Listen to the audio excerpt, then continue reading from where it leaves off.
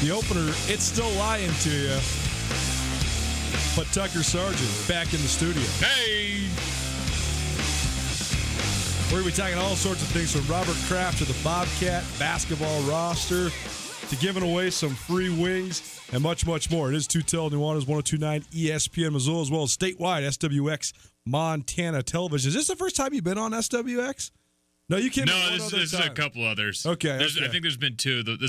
I put on a clean shirt for today. Yeah, okay, so if you're wondering what's going on here, if you're watching us, it's Wing It Wednesday, as it always is. Wednesdays, it's a great tradition of Tutel and Tucker, Tutel and Tatanka, Tutel and Nuanez, all the variations of the show.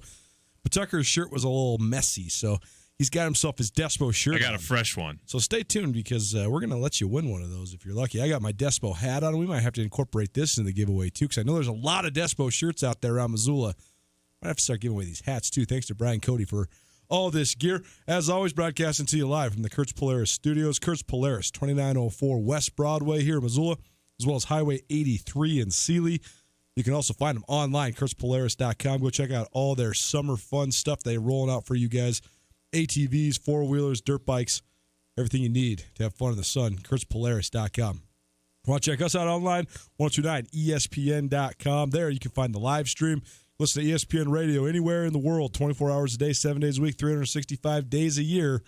Live stream presented to you by Opportunity Bank. Opportunity Bank, your local bank, your opportunity. If you want to give us a call, 329-1899. You're going to need that in both the 4:45 and 5 o'clock segments. We got back-to-back Wing It Wednesdays with your chance to win a dozen wings from the Desperado Sports Tavern and Grill. You can also win that shirt right there. Probably not the one Tucker's wearing, but a version of it. You know, back before there was a camera in this studio, I've actually done several of these shows shirtless. I don't know if I'm a big fan of the camera here, but I mean, Ryan and I one day were just, we said, to hell with it. It's hot. It's shirts off. Shirts off in the studio. It's a frightening thing. But 329-1899, all guests join us via the Rangitsch Brothers RV phone line. The other number you're going to need to remember is 200-8184. Third day of the week this week, where we're giving you a word of a day, and you got to text it to 200-8184. The winner of this week's text to win is going to win 2 seats, whitewater rafting trip, anytime this summer, courtesy of Adventure Missoula. So keep it right here and listen for that word of the day and send it in to 200-8184. Let's take a look at what we got in the show. We got Tucker Sargent, obviously, in the studio here. We're going to talk a little Robert Kraft. We're going to talk a little Stanley Cup playoffs. Talk a little Montana State basketball. The Bobcats roster continues to evolve under new head coach Danny Sprinkle. We're going to talk about the NBA draft lottery, which played out last night, and seems like Zion Williamson is going to be going to the New Orleans Pelicans. Or is he? I don't know. We'll see. We also want to hash out just what we think of this draft lottery process. It seems like it continues to evolve and does not continue to get better. The NBA continues to evolve. The NBA continues to get better. The draft lottery, it does not. I'm also going to open it up a little bit, let Tucker talk about whatever the hell he wants to talk about. And we're going to give you an update on state golf. Big week of golf here in Missoula, Montana. Class B tournament has never been in the city of Missoula. Class B boys tournament was at the Ranch Club yesterday and today. The Class B girls tournament out at Canyon River yesterday and today. Haven't got a final out of Canyon River yet, but Katie Fagg had a 8-stroke lead coming into today. Missoula Loyola senior. So it seemed like she was almost a shoo-in to win the state championship. And Bucky Crippen, he shot a first-round 65 yesterday off the Ranch Club to give him an 8-stroke lead. Not sure anybody's going to catch him, and I did get word that he won. Don't know what the final score is, but congratulations to Bucky Crippen from Missoula Loyola, a second straight Class B championship. So we will get more into that during our Prep Extra segment next hour. Show Outlook brought to you by Lithia Ford of Missoula. Tuck, you've been busy, man. First of all, we had you on the show right after your guys' national tournament appearance. You guys fought valiantly, and let's back up for a second. You guys hosted the PNCLLs here in Missoula. That's correct. And you guys made it to the championship game. You lost to a really good College of Idaho team. Seemed like maybe it was over. And then you guys had kind of the deflation of that, the elation of getting an at-large bid to the national tournament. Then you get to go on the bus again one last time. You go play in the national tournament, valiant effort against Dayton. You guys end up losing 10-7 in the first round. as the 13 seed to the number 4 seed. But Dayton goes all the way to the championship, the MCLA championship game. So first of all, that must have given you guys vindication. But what was that roller coaster ride like? Obviously, as the head coach of the University of Montana lacrosse team, a ton of logistical stuff you guys had to do to put this championship on. Then you lose in the championship, heartbreaking. You get the at-large bid, thrilling. You go to the national tournament, you compete, and then probably felt pretty darn good knowing that the team you lost to was the eventual national runner-up. Yeah, I mean, that all feels great. It was a great season by, any measure. It was, so we set out, it's kind of funny. Every year we set out 3 main goals for the team, and we largely failed on 2 of those, but we ended up making the ultimate one. So the first goal every year is beat MSU. And we played them to a good game, and we're up on them. They came back. We ended up falling short on that one. Second goal of the year is win your conference championship. If you win your conference championship, you get an automatic bid to nationals. We fell short in that one. And then our third goal every year, and this is the main goal, is make it to the national tournament. I mean, that's the ultimate goal for every team, and somehow we were able to pull that out despite dropping the first 2 goals. So it was kind of it was an up and down season for sure. It was emotionally, you have these kind of check marks throughout the season or benchmarks that you're trying to hit. We missed 2 of them, but we ended up with the ultimate big one. And I think the most difficult part about that, particularly at the end of the season, was just sort of the messaging with the team. You talk about losing your conference championship. Typically, our league has been a 1-team league that gets to go to nationals. But recently, I mean, we've been strong, and then the College of Idaho, the team that we lost to, has become a very strong program. They actually made it all the way to the national semifinals, and losing to St. Thomas is the team that ultimately won the national championship. So that was vindication for them and ultimately us. I mean, I think if you look at who we played and where they ended up, I mean, all our losses this season were in were national tournament teams, and 4 of them were in the national semifinals. So I think that makes you feel pretty good as a coach that, you're pushing your guys, and you wonder how you get, sometimes people get so caught up in wins and losses during the season. Our idea is if you want to be the best, you got to go play the best and beat the best. So we're going to go out and do that in the regular season. And I think we were rewarded because we did get a lot of good, big top 20 wins, and then we fell on some. But, going out there, strength of schedule, I think ultimately that's what put us above the other teams. And, truthfully, we were a 13 seed just because we had some more losses on our schedule. But if you look at the other teams that we played, we were the closest loss in the first round. Not that that means a whole lot, but we played our opponent as tough as you could. And then some of the other ones we went out there and played, and I could tell you that Montana's definitely a stronger team there. The weirdest thing, though, is at the end of the season when you lose that conference championship, it seems like traditionally the season would be over, but I had sort of in the back of my mind that we would be able to get an at-large bid, except you don't really want to you're not telling your team going in that, hey, guys, if we lose this, don't worry, there's always this, this backdoor way in. And it's nothing certain, but I had a pretty good feeling about it. So it's sort of weird with the end of the season. Everyone's like, head down in the locker room. You're trying to talk to your team, and it's like, well, what do you say? Like, because this might be the end, but it might not. So why don't you guys just put off your sadness for about 4 more hours till we find out where we're at? But it ended up working out really well. Watching lacrosse evolve in the West is definitely an interesting thing because we've talked about this a lot. I know you talked about this on the show a lot before I was even a part of this show, and lacrosse is for sure the most East Coast-oriented sport of the sports you could talk about as far as men's sports that are played in college. But it's matriculated into the West, and now seems like it's gained a lot of momentum in the West. And I think you've seen a lot of the college programs in the West, especially the club-style programs like you guys are, improve at such a great rate. And I think it's cool to watch. It's a fun sport to watch. It's a fun sport to learn about and watch grow. What do you think are some of the biggest challenges right now facing not only the University of Montana, but just the PNCLL in general, maybe programs like Montana State that are kind of also fledgling, haven't been around for very long? I mean, high school lacrosse in Montana has been around for, less than 10 years? That's a good question. Yeah, we're probably coming up right around the 10-year mark for high school championships. And University of Montana lacrosse has existed since, 97, I think? 97, yeah. Right, so about 22 years now. So a completely new sport. So what sort of things have you seen that has helped the sport grow in our neck of the woods like it has? And what are some of the next steps? How do you guys get to the next step? How does the league get to the next step? Well, I think the thing that helps it the most is just it's genuinely a fun sport. Like, people participating in it truly do love it. You can can play it for quite a long time. I still engage in the sport, obviously through coaching, but I play pickup summer games. I'll do a tournament once a year. So you can have a lot of fun with it. There's a lot of ways to play it too. I think was one of the beauties where you have the stick and you can create a lot of your own versions of the sport, which ultimately helps you build the skills to play at a higher level, just, playing catch and that sort of thing. And kids really enjoy that. So I think that's kind of why it's catching on, is because it truly is something that it does feel like you're just out there having fun. And I think to get good at any activity, you have to have a true passion for it, and people that pick up a lacrosse stick quickly gain that. There's a lot of great athletes out there. A lot of them are driven towards, particularly football out here, and just because they're athletic. But I think that you see that the fire and passion for football oftentimes burns out way before their career does, and it's just because there's athleticism. They're getting pushed through because they're such an exceptional athlete that there's actually, real reason to also continue playing, whether it's for scholarship or moving on to the professional level. But I've talked to a lot of football players where they said, man, they lost interest in the sport about 10 years before they stopped playing it. And I think lacrosse is just the opposite. So that's kind of one of the reasons it's growing.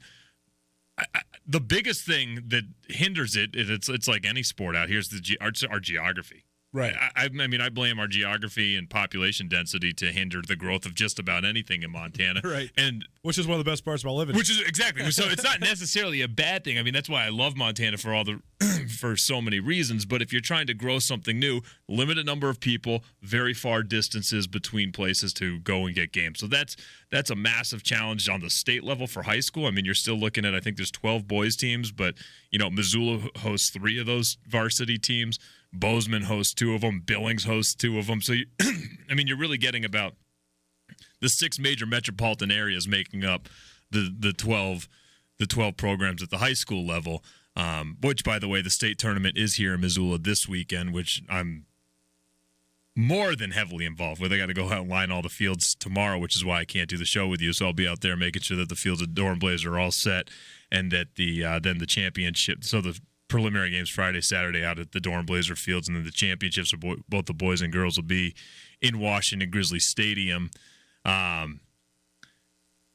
so, working on the sport, and I just think, you look at the hockey and anything else, I think it's you got to just make sure it's fun, kids have a passion for it, and then take down the barriers to entry.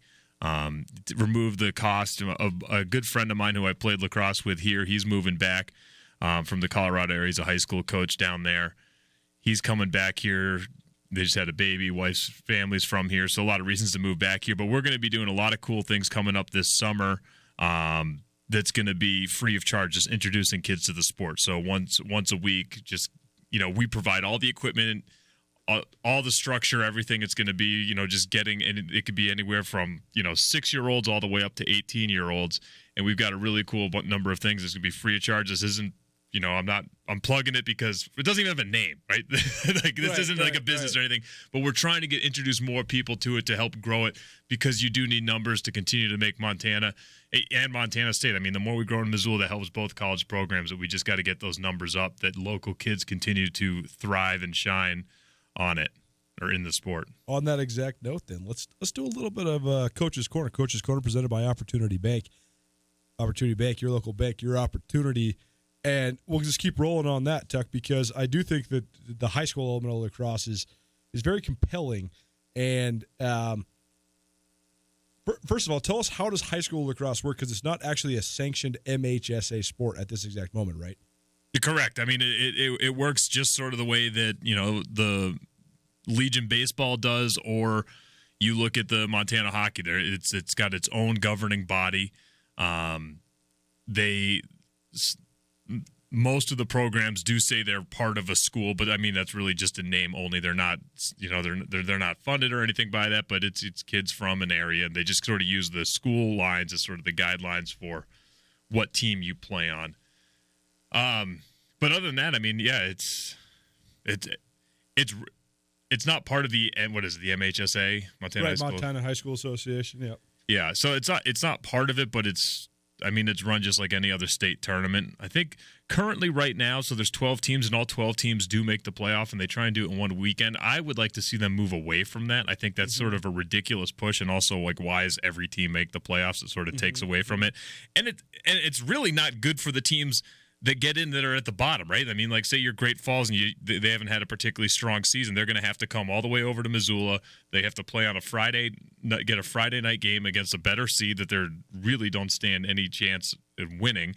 The top, I think, 6 teams get buys into the later round. So it seems to me like they're trying to force a little too much into this state tournament. I think it would be better off if, say, there's 12 teams, let's take 6. Then you can run a really quality tournament, not try and get too many games in, make sure the athletes are rested, and see the best lacrosse that they offer. High school sports in Montana, huge. Obviously, I mean, you see all the turnout for all these Class C schools with, hundreds of people in the town and hundreds of people in the gym watching. I mean, go to an our elite boys basketball game, there's 1,000 people there, even though there's only like 900 people in the entire town of our elite. It's amazing. But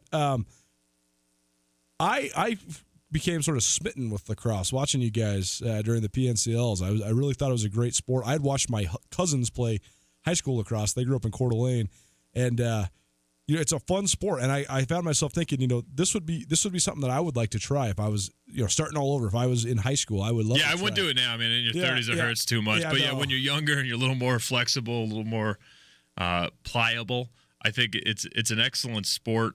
Most people that I talk to when they watch the sport for the first time really do say that, man, I wish this existed when I was younger. Totally. And for me, I was fortunate that it just did. That I never even knew that it didn't exist to other people. Tucker grew up in Vermont. For those that don't know, so it was just out there as one of those things that I signed up with our Parks and Rec department. They gave me a helmet that was like 30 years old, and my grandfather bought me a stick and said, "Get out there, go try it."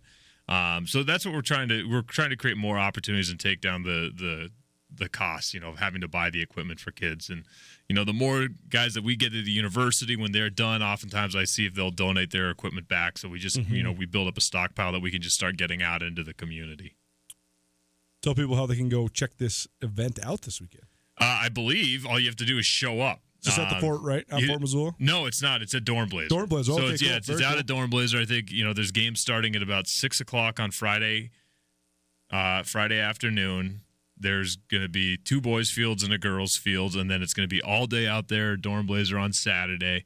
And then the games on Sunday are in Washington Grizzly Stadium, starting at, I think, the girls' championships, or the 3rd and 4th place game starts like 10, and then there's the championship, and the boys goes, I think the final state boys championship is sometimes around 3 or something. But just show up. There's going to be a ton of people in town. I mean, they're bringing, just like you talk about any high school event, these families travel. They travel from all over. They have a lot of fun. And so the parking will probably be tough, or not tough, but it'll be full. So if you want to go check it out, it's a really good time. I'll be out there working as a vendor, pushing the lacrosse gear, and then also just being a general consultant to make sure things that run well. I think my main duty is going to be making sure that there's enough line on the fields that boys stay in bounds. Everything's played by the rules. It is our Coach's Corner, presented by Opportunity Bank. Tucker Sargent breaking down the University of Montana lacrosse season as well as the upcoming high school lacrosse tournament.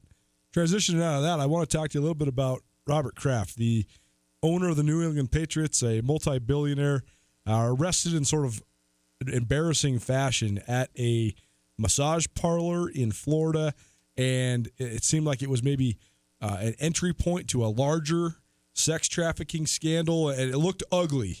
It looked very ugly. But then the other day, Robert Kraft, the judge in the case, throws out the evidence, the video evidence. Basically what they were doing was they were taking videos of potential repeat customers or repeat offenders, and that were potentially committing a crime of solicitation.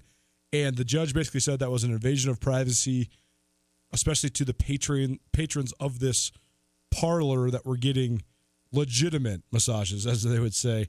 I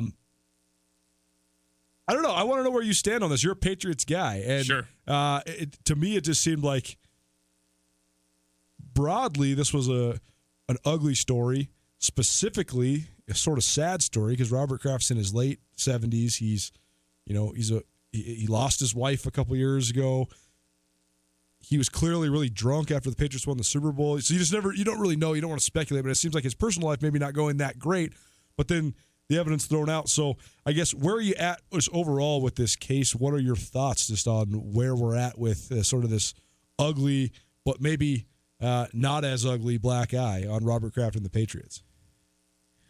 So that's a big question. It is. I initially when it came out, I totally got what they were doing, right? You're going after sex trafficking. You got a big name. That's sort of the tip of the iceberg where you can really then use that to leverage to get after this and try and crack down on sex crimes and sex trafficking, which totally in favor of. It makes sense that you're going to go ahead and do that. And sometimes, a guy has to get sacrificed or thrown to the fire to really have some teeth.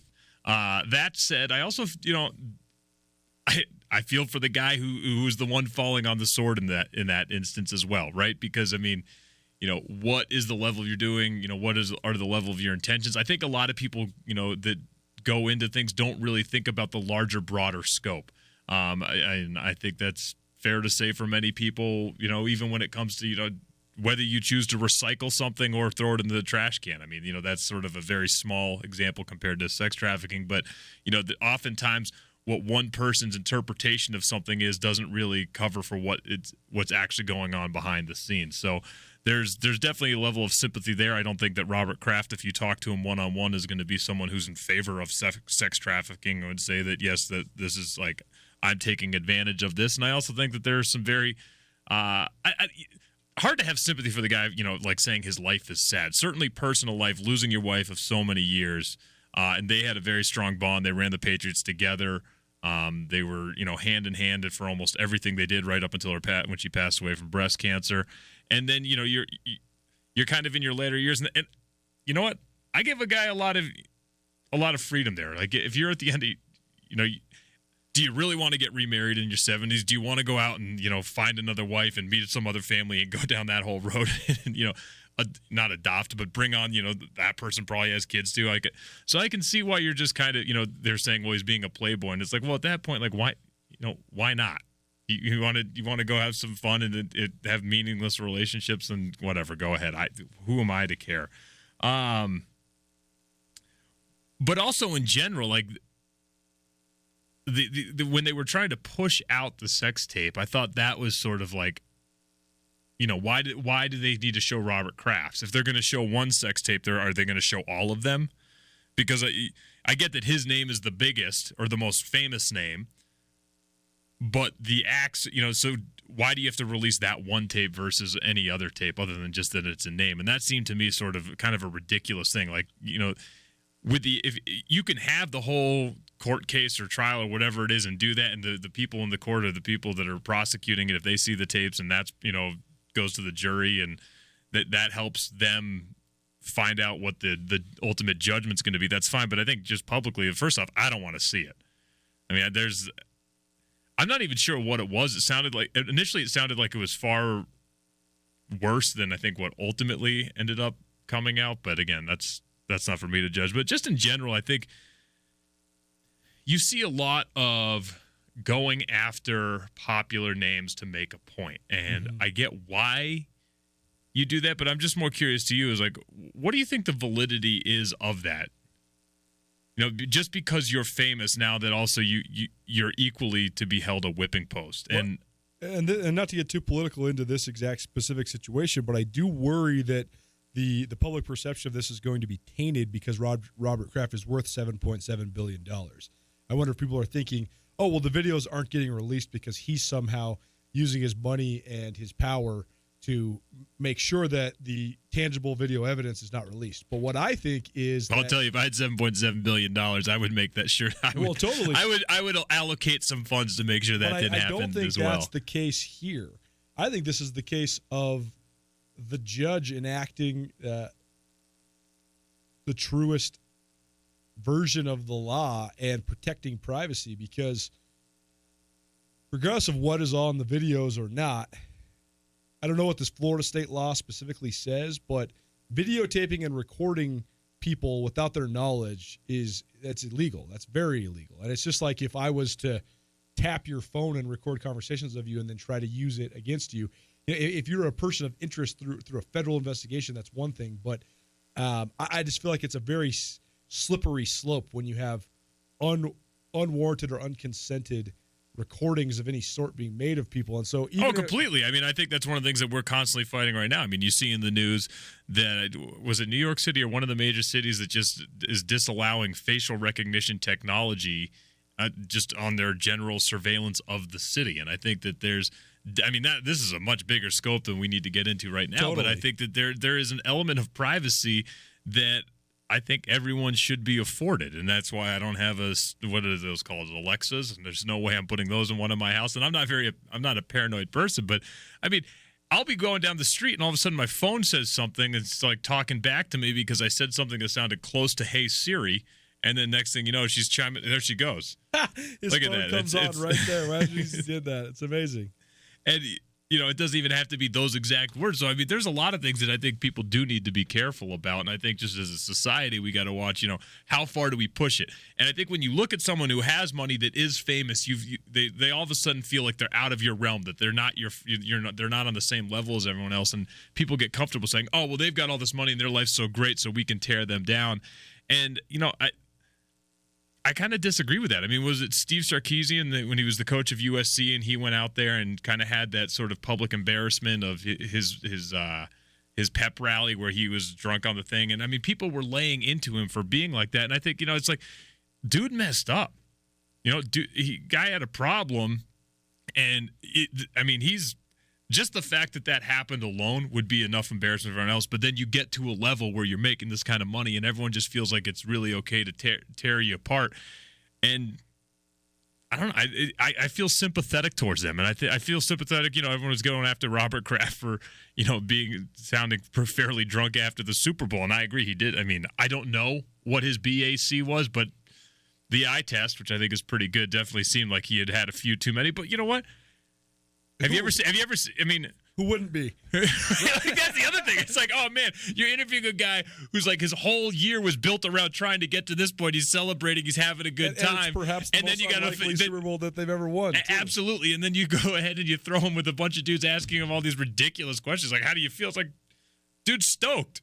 That's all you got to say. So I don't know. I think we got to give people a little more leeway. We're too quick to judge on a lot of just, personal conduct things where, if you've never overserved yourself and then found yourself feeling a little awkward about it, then okay, good for you. Maybe you're the one that can judge. But for the most part, I bet there's a lot of people who've been in that situation. I got a bunch of other Patriots stuff I want to talk about. So we'll get to the Montana State stuff in the next segment. We'll also talk some Patriots. But first, I know it's a little bit drizzly right now, but it is in fact golf season. And if you are looking for a place to golf and you want a cool new experience, go check out Canyon River Golf Club.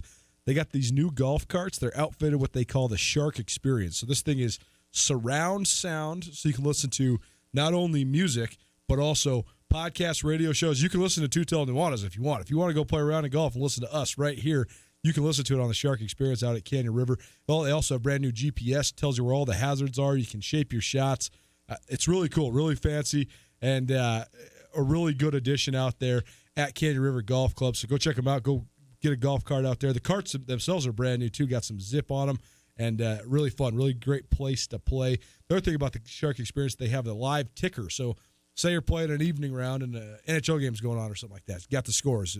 If you're a fantasy baseball guy, you got scores and stats and all that kind of stuff. So really, really cool. You can also visit CanyonRiverGolfClub.com now to book tee times online and get great savings and specials regularly. So go check them out at Canyon River out in East Missoula. Other side, Tucker Sargent, Colter Nuanez, 129 ESPN Missoula. We're going to talk more New England Patriots. We're also going to talk about Montana State's ever-evolving men's basketball roster. 8-2-tell Nuanez here. Can't tell you how many times we've heard the face for radio joke since we came on SWX television, but it's been a fun endeavor so far. And now our esteemed producer Tommy is pushing the envelope even further. We got our own YouTube channel. That's right. If you want to watch us every day from your computer, your tablet, your cell phone, you can check out 2Tell Nuanez on YouTube. 2Tell Nuanez, live every weekday from 4 to 6 in the afternoons on 102.9 ESPN Radio for Missoula, SWX Montana statewide, and now around the planet Earth on YouTube. Canyon River Golf Club is a must for any golfer in western Montana. Tucked away in a spectacular setting along the Clark Fork River in East Missoula, Canyon River offers one of Montana's best championship golf experiences. And Canyon River is happy to announce their new fleet of golf carts, which include the Shark Experience, an interactive GPS giving dynamic distances and touchscreen interaction to help you play your best. Plus, with Bluetooth, radio, and surround sound, you can enjoy yourself between holes too. Book online at CanyonRiverGolfClub.com. Missoula's best golf, Canyon River. Alpine Touch makes the perfect gift this summer or any time of year. If you are traveling, bring a gift that is distinctly Montana and give your loved ones some of the best spices anywhere around. From the Alpine Touch Pick 4 Spice Pack to the All-Purpose Twin Pack to the mouth-watering sunflower shoots to Alpine Touch gift cards. Alpine Touch makes the perfect Montana present. Available at retail locations around the state or online for a limited time. Use the code ESPN10 at checkout to get 10% off any online order. Alpine Touch, Montana's special spice. Les Schwab is proud to introduce two of our best tires ever, just in time for summer. There's our exclusive Reputation, a high-mileage premium passenger tire we believe has the quietest, most comfortable ride ever. Or our exceptionally quiet and smooth all-season traction tire, the Open Range AT. Get $50 off alignment when you purchase a set of 4 Open Range AT or Reputation tires. Book an appointment today at leschwab.com. Les Schwab Tires. Doing the right thing matters. Cannot be combined with other offers. Limited time only. See details at leschwab.com. On Russell, across from the fairgrounds. This is Mike Nugent with Berkshire Hathaway Home Services. Berkshire Hathaway provides Western Montana with full-time real estate professionals for you whenever you need us. Our reputation as the state's most knowledgeable and available real estate group has helped build unmatched trust in the Garden City and statewide. If you have been thinking of making a real estate move in the short or long term, give me a call. No pressure, no expectations. Just professional opinions and service at whatever pace you are comfortable with. Give me, Mike Nugent, a call today, 531-1802. And remember, every question is good to ask. Hey everybody, Ryan Tutel, and I'm here with Josh of the Advocates Injury Law Firm. Josh, there's a lot of lawyers in this area. What makes you different? At the Advocates, we primarily focus on injury cases. That gives us the experience and the knowledge to correctly evaluate your case and work with insurance companies and other attorneys so you get exactly what you deserve to make you whole again. We take really good care of our clients, and we're going to fight for every single dollar you deserve. Call 640-4444 or online at montanaadvocates.com. There are a lot of lawyers. You deserve an advocate. ESPN Missoula Sports Center. Good afternoon. Colter Nuanez, 129 ESPN Missoula. Bucky Crippen shot a 65, the third lowest score in the history of the Class B State Golf Championship Tournament. Tuesday at the Ranch Club in Missoula, take the first day lead. Do not have a final second round score for Crippen, but I can tell you he did win, and it repeats as the Class B champion. Congratulations to the Missoula Loyola senior. Crippen was the only golfer yesterday to break par. He took an 8-shot lead into today's final round. We'll get a score for you as soon as we can. The Rams entering today had a 39-stroke advantage over Conrad in the race for the team title. I imagine they held on to that as well. At the girls' Class B state championship at the Canyon River Golf Club, Loyola senior Katie Fagg fired a first-round score of 2 over 74. That was the best round of her high school career, and she took the first-day lead. She held a 3-stroke lead entering today over Skylar Martin of Shelby, and the Breakers held a 1-shot lead over the Coyotes in the team competition. We will get you final scores from the Class B state championships very soon here on Tutel Nuanez. Manhattan Christian sophomore Caden Hill, he was in the driver's seat entering today for his second straight Class C state title after shooting an opening round 74 at the Double Arrow Golf Course in Seeley Lake. Hill, 9 shots clear of the field, and his Eagles had a 14-stroke lead. On the Class C girls side, Landry Paladichuk from Ennis had a 2-shot lead over Jillian Fry from Manhattan Christian.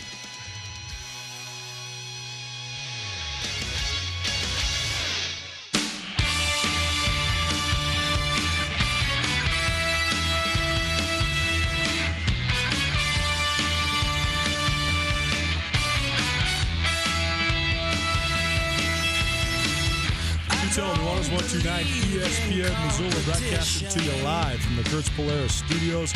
Kurtz Polaris, 2904 West Broadway in Missoula and Highway 83 in Seeley. Go check them out, kurtzpolaris.com. If you want to follow us on Twitter, you can follow us at 1029 ESPN. You can also follow at Skyline Sports MT. Got a bunch of stuff on Skyline Sports right now. We're doing our Bobcats and Grizzlies by the Numbers podcast series, one of our most popular podcast series each annual year, where we break down the Grizzlies and the Bobcats roster 1 through 99. Just quick hitting tidbits about every player in each of the respective programs and the greatest rivalry in the West. 3-part podcast series on each side, so a total of 6 podcasts. We'll roll those out each Monday. Just have 2 posted on Monday. We'll have 2 more next week, and we'll have 2 more the week after that. So go check those out, SkylineSportsMT.com. If you haven't been listening, well, I don't know what you're doing, but Ryan Tutel, he's on the other side of the globe. He is in the Philippines. He will be back in less than a week now. We're counting it down. But in his place today, Tucker Sargent, one of the Thank you for having flagship members of this show, guy that helped lay the groundwork and get it to the place it was, or I guess where it's at today. And it's gone higher. Well, there's a camera here. I mean, come on. I know. We're on TV. Shout out to everybody out there, SWX Montana, as well as YouTube. If you want to subscribe to our YouTube channel, just go to YouTube and type in Tutel Nuanez. Tom Evans done a great job on that with all the graphics and the ticker tape and all that sort of stuff. And appreciate everybody out there, SWX Montana. I am a little curious if anyone out there, too. Give us a call, 329-1899. It feels like the studio's a little messy. I don't know if it looks messy, but like just in percent. It doesn't. Oh, you've got it right there. You can see it right there. I make sure. Man, it's hidden well. Yeah. We keep everything. I was gonna say, it feels like we're just doing a radio show, which is always a mess. But that's right. Which is always a mess. Isn't that the truth? The other number you need to remember, besides 329-1899, and you're going to need that one next segment because we got our Wing It Wednesday Desperado Sports Trivia segment where you can win 12 wings, the Desperado Sports Tavern Grill. The other number you need to remember, 281-84. That's the number for the text to win. We're giving you 2 seats on a whitewater rafting trip anytime this summer, courtesy of Adventure Missoula. Today, the word of the day, Locksaw. So all you got to do is text Locksaw. We're not going to be spelling freaks around here. If you get close, Lochsa. See, that's how you spell it, Lochsa. But if you spell it wrong, that's fine. But we do need you to text in 281-84.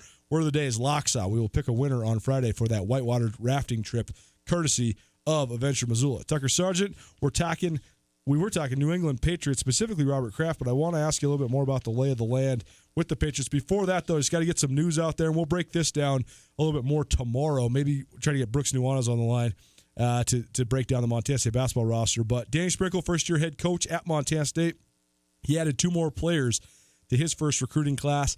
Zach Hobbs, a 6'5" swingman from Mesa, Arizona, and Casper, Wyoming College, 6'4" wing Admir Adamu, I believe is how you pronounce his last name, have each signed letter of intents with the Bobcats. Adamu hails from London, so the natural connection there is twofold. First of all, Chris Haslam, who was retained by Danny Sprinkle, he used to be the national team coach for the United Kingdom, and he also was a junior college coach in Wyoming. And Dan Russell, who was formerly the Casper College head coach, that's where Adamu comes from, and Dan Russell just joined Danny Sprinkle's staff. So natural connection there. Adamu averaged 15 points per game as a sophomore at Casper College. Watched his film earlier today. He's a slasher. He's an athletic guy. I think he'll be able to get to the rim in the Big Sky Conference. He's got good hops, a lot of big dunks. Coach Sprinkle was tweeting just about how excited he is for Adamu's ability to fill the lane. And then Hobbs, he's a 4-year varsity player at Mesa and was the Arizona Interscholastic Association first-team all-conference selection in the state's largest classification. 2-time captain of his high school team, averaged 17 points, 6.3 rebounds his senior year of high school. He was also the 6A East Valley Region Player of the Year and Offensive Player of the Year. And he was honorable mention for the Arizona Republic's Boys Basketball Player of the Year. So we'll get more to the roster out of Montana State. There are also some departures, including Russ Daniels. He's into the transfer portal. Max Schuker, he's into the transfer portal as well. And Lassi Nikarinen. So by my count, Montana State should have 1 scholarship left. Going to have a brand new look over there in Bozeman. We'll have more on that tomorrow, Tutel Nuanez. But Tucker, I want to keep asking you just about the Patriots because you're a Patriots guy, you're a New England guy. But there's been some big Patriots news, not just the Robert Kraft news, which has been sort of hard to follow and sort of hard to talk about on radio because, it is kind of a tenuous, sensitive subject. But the other news, which was disheartening to me, but not unexpected, was the retirement of Rob Gronkowski. Sure. I mean, Rob Gronkowski, I think the Patriots have definitely fortified their reputation as the evil empire. I think that they are one of those teams where if you don't love them, you hate them. They're kind of like Duke or the New York Yankees or, even the Los Angeles Lakers. But, yeah, absolutely. I'll allow that. But Rob Gronkowski is the most lovable Patriot I have ever, that I can remember of the modern generation of this 20-year run that they've had. He's my favorite Patriot. He's the only Patriot I can say I really like. So I know that for Patriots fans, this was certainly a a tough pill to swallow, but also watching Rob Gronkowski and just the physical deterioration that he's experienced over the last couple of years, not a surprise. But what'd you think of Gronk stepping away? I thought it was brilliant. I thought it's absolutely what he should do. I mean, if you look at, first off, I don't want, like, this isn't the saying, like, I'm sick of Gronk or it's time to move on from Gronk. I'm just saying if I'm in his shoes and I'm 29 years old, I've played in the league for whatever he's had, 9 or 10 seasons. He's, in the conversation for one of the best tight ends all time. Looks like he's probably going to be a Hall of Famer. He's got 3 Super Bowls. I mean, what else do you have to prove? You've got you've set records for most touchdowns by a tight end. You've really, I mean, he's been one of the guys who's really changed that position and how that they get paid, how they're played, how they're utilized. I mean, his impact on the game is tremendous. And all the while, he managed to maintain a personality on a Patriots team that is notorious for just, right, crushing. And I think that's the biggest misnomer about what the new kind of the Patriots way is and what they do. I don't think they want to like crush personality, but you have to be able to leave your ego at the door and do what the team. You have to buy into being a part of the organization. Absolutely buy into the organization. I think Gronkowski was one of the rare guys who was able to do both, where he could still be goofy and do all those kind of off the field antics and even on the field show that he was having some fun. Yet he did what the Patriots required of him and did it at a very high level, which, then, yes, you can do that sort of things. But I think it's, if you were out there goofing around, acting like an idiot and not performing, well, it wouldn't have been an issue because you just would have been gone. But because he was so productive and even still, people talk about Gronk breaking down. It's like, yeah, to a degree, but they also just used them very differently this year. Like they had, right, in Sony Michel, their run game all of a sudden was far more explosive than it had been. And Gronkowski is one of the better blocking tight ends as well. Everyone calls him an idiot. I would argue that the blocking scheme for a tight end is one of the most complex in football for a guy to be able to be on the field basically every down and do it and execute at that level. He's actually a very smart guy. And the other thing I have tremendous respect for Gronkowski is he's one of like he's like on the top 5 list for like NFL players who live like they're a pauper. I mean, he hasn't touched a cent of any of his salary, just strictly endorsement. So if you look at where he's at, he's still young. He's got tremendous name recognition. He's got a great personality. I mean, if you like that kind of big, lovable oaf sort of thing. Mm-hmm. He's got a ton of money. He's got a lot of other options. And he still, for the most part, has his health. And he's done everything in football. So, what else do you need to do unless you truly love the sport? But I think a lot of people hang in a little bit longer than they really want to because they're chasing that. They want to get a championship or they're looking to, make sure that they're, they have a chance at a Hall of Fame or get a certain number of games or set some sort of record. And he's done that. I mean, I think he's done as much as you really could ask for. He could continue to build upon it, but he's got it. And the way that the NFL is played right now, the way that it's reffed, it's not he's due for another injury, right? Like you can't tackle him because he's big and strong. He's really hard for guys to tackle. You can't hit him up high around the head because of those rules. So really what's exposed? His lower back and his knees, and he's already had a lot of injuries there. I got a broad question from this specific subject. Rob Gronkowski is certainly among the greatest tight ends that has ever played in the National Football League. I think there's no question. Most of the other guys you'd mentioned in that argument, from the past years, guys like maybe Jackie Slater and Kellen Winslow and Mike Ditka, up through then Tony Gonzalez, Ozzie Newsome and Shannon Sharp, then into Tony Gonzalez and Antonio Gates and Jason Witten. Right. Most of the guys were exceptionally good, both at their peak, but also because of their longevity. Rob Gronkowski does not have longevity on his side, so his overall catch numbers and yardage numbers, they just don't stack up with guys like Jason Witten and Tony Gonzalez because he played half as many seasons and less than half as many games because a lot of his seasons were half seasons. But my broad question for you is this. So much of what we talk about in sports is talking about greatness, legacy. And to me, I think there's 2 measures of greatness and 2 measures of legacy, and consistency is definitely one of them, and longevity is for part of it. But then there's also the concept of transcendence. And people that saw Bill Walton, for example, in the late 70s, Bill Walton was, I think, unquestionably one of the greatest college basketball players that ever lived. And then he goes to the NBA, and he leads the Portland Trail Blazers, who was a no-name team at that time, to the NBA championship. And at that moment, when he was the MVP of the NBA in the late 70s and the Trailblazers were winning the NBA title, people would tell you that version of Bill Walton was as good as anybody that's ever played. But then Bill Walton suffers a foot injury that then becomes 6 foot injuries by the time it's all said and done. And Bill Walton only had 3 transcendent years and then was basically just a bench player the rest of his time, even though he was, an absolutely all-time talent. And we've seen so many different versions of this. But to me, Rob Gronkowski at his best was the greatest tight end that ever played the game. No question. The year that he caught 17 touchdown passes, he was perhaps the most unstoppable offensive weapon in the history of the NFL. I mean, he had something like 93 catches for 1,500 yards and 17 touchdowns as a tight end in a spread around system. Unbelievable.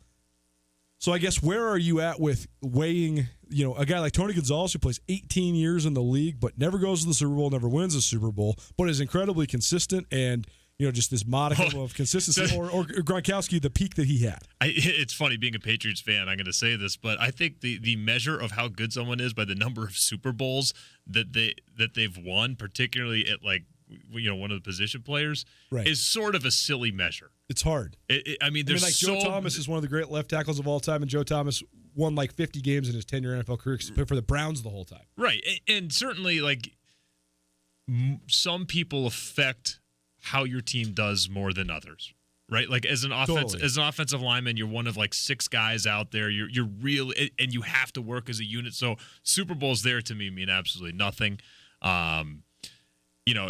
With tight ends, you're really often dependent on what the offense is that they run around. You certainly, if you're going to be better, if you're a better tight end, more offense does come to you, and you're going to have a bigger impact the way that Tony Gonzalez did, or Antonio Gates is another one. Sure. That I look at, and you get to a point in your career where you just sort of know how to do it. It's easy. You do anything long enough, and I was talking to a guy the other day who's a doctor, right? He's been a doctor for 40-something years, and we're asking about his job because he's talking about switching jobs or maybe moving to a new place, and he goes, but it's so easy. I can just show up and do it. And at this point, do I really want to get into something new and do all this stuff? And we're talking about a guy who's cutting people open and doing this thing. But to him, you do it long enough.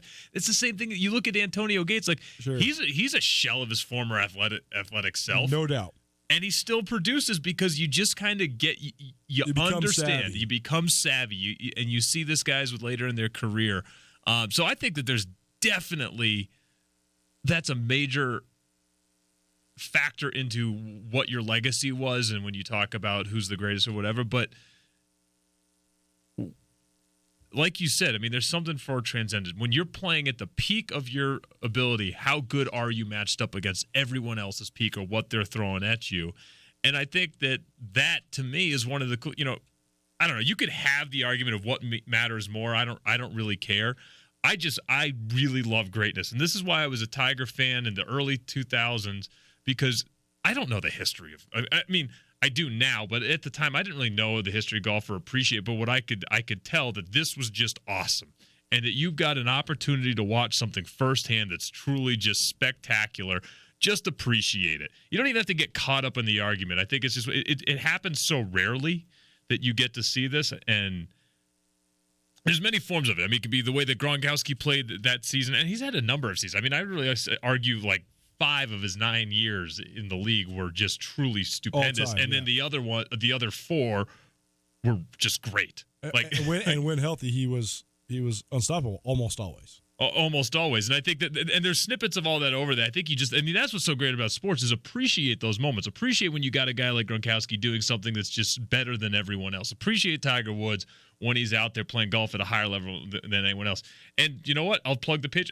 Appreciate the fact that the Patriots have been able to sustain an organization in a league that has been designed to cut you down, and that you have a coach and a quarterback, however you feel about him, who's more important, I don't care. But the fact that these people are operating at an elite level for years to come, because it's not going to happen. It will end, and it's not going to happen again, or it may, but it's going to be unlikely to happen very soon.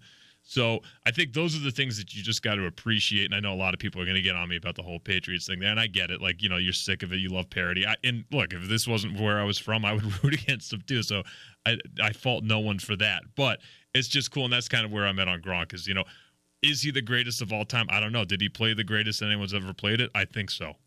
I agree. 329-1899, that's the number you need to call right now for your chance to win Desperado Wings, voted by you, the Missoula public, as the best hot wings in Missoula. 329-1899. On the shirt. I got 3 questions for you. We'll even give you that shirt. And if you're lucky, maybe I'll even get you this hat, too. We'll see. 329-1899. Call us now. Wing Wednesday, next. The Montana Club invites you to stop in for Club Cocktail Hour. Every day from 3 to 6, sip on $5 martinis. Get $1 off all wine and beer, including cool Montana micros. Enjoy $3 off all mouth-watering appetizers, or swing by Friday for Montini Night and perfectly mixed $5 top shelf martinis from 3 to close. It's time to relax at the Montana Club. Real Montana, real food on Brooks and North Reserve, Missoula. Canyon River Golf Club is a must for any golfer in western Montana. Tucked away in a along the Clark Fork River in East Missoula, Canyon River offers one of Montana's best championship golf experiences. And Canyon River is happy to announce their new fleet of golf carts, which include the Shark Experience, an interactive GPS giving dynamic distances and touchscreen interaction to help you play your best. Plus, with Bluetooth, radio, and surround sound, you can enjoy yourself between holes too. Book online at CanyonRiverGolfClub.com. Missoula's best golf, Canyon River. No matter how far you may go, there's always one just down the road. Town Pump, ooh, pump it up, pump it up. Ready to stock up on some party drinks? Town Pump is your store. We've got 18 packs of Twisted Tea for only $18.99, and grab a few bottles of Apothic 750 milliliter wine for a low $9.99. Town Pump Food Store is proud to be part of our community. Town Pump, right down the road, pump it up, oh yeah. Hey there, Colter Nuanez from Tutel Nuanez 1029 ESPN Missoula, here with Tom from Aspen Sound. Tom got me a great deal on an automatic car starter this winter. Now it's summer. What sort of stuff you guys got going on down there, Tom? Well, Colter, coming into the summertime, we're picking up on the window tinting front. So if you need your windows tinted, give us a call. We'll get you scheduled up. Boats and ATVs are starting to come in full swing, and we're also starting to see the hot rods come out to play. Anything audio related, let us know. We'll get you taken care of. Feel the music at Aspen Sound. It's time to get geared up for fly fishing season at the Kingfisher's Spring Runoff Sale. From May 11th through the 17th, save up to 30% on in-stock fly rods, waders, boots, reels, flies, and anything else you need to keep catching you fish all season long. Don't see the item you want? No problem. They can special order whatever it is you're after. Snack on coffee and donuts while checking out the latest products from all the top shelf vendors. If your gear closet is looking sparse and your fly selection isn't what you'd like it to be, it's time to load up at the Spring Runoff Sale at the Kingfisher. If it matters to Missoula, it matters to us. Ryan Tutel and Colter Nuanez on 102.9 ESPN Radio. Now they always say congratulations. Work so hard, forgot how to vacation. They ain't never had the dedication. People hate and say we changing, look, we made it. Yeah, we made it. They was never friendly, yeah. Now I'm jumping out of Bentley, yeah. And I know I sound dramatic, yeah. But I know I Do we make it? We made it. Welcome back. 1029 ESPN Missoula. We'll always make it, Tech. I got great faith. Because we got such a great education at the University of Montana. We did. More people should get an education there. We should probably about 5,000 more people should get an education there. We should start a marketing there. firm to get people back, because we just lived in the heyday, so it was just so good for us. Everybody else needs to understand how good it used to be. 1029 ESPN Missoula, SWX Montana statewide, and YouTube around the globe on the Tutel Nuanez YouTube channel. It's time for a Wing It Wednesday. We go now to the Rangich Brothers RV phone line. We welcome in Nick to the show. Nick, what's going on today, my man? You. Nick, do we have you? I can only barely hear you. Well, I heard him. I think it's just. You've got each other, Nick. You're on. Can you hear those guys? Oh, I got you, Nick. We got you, Nick. All right, Nick. Here's the deal. Got 3 questions for you. Tucker Sargent's going to be your lifeline. You get 1 lifeline. If you answer 2 of the 3 correct, get you 12 delicious wings at the Desperado Sports Tavern and Grill. If you get all 3 correct, we're going to get you the Despo wings as well as a Despo t-shirt. How's that sound? sounds awesome. Boy, some chicken wings would really hit the spot. Tommy likey. Hello? Tommy want wingy. All right, Nick, number one. The Seattle Seahawks released Doug Baldwin last week, leading to his retirement. Doug Baldwin finished his Seahawks career with 493 catches.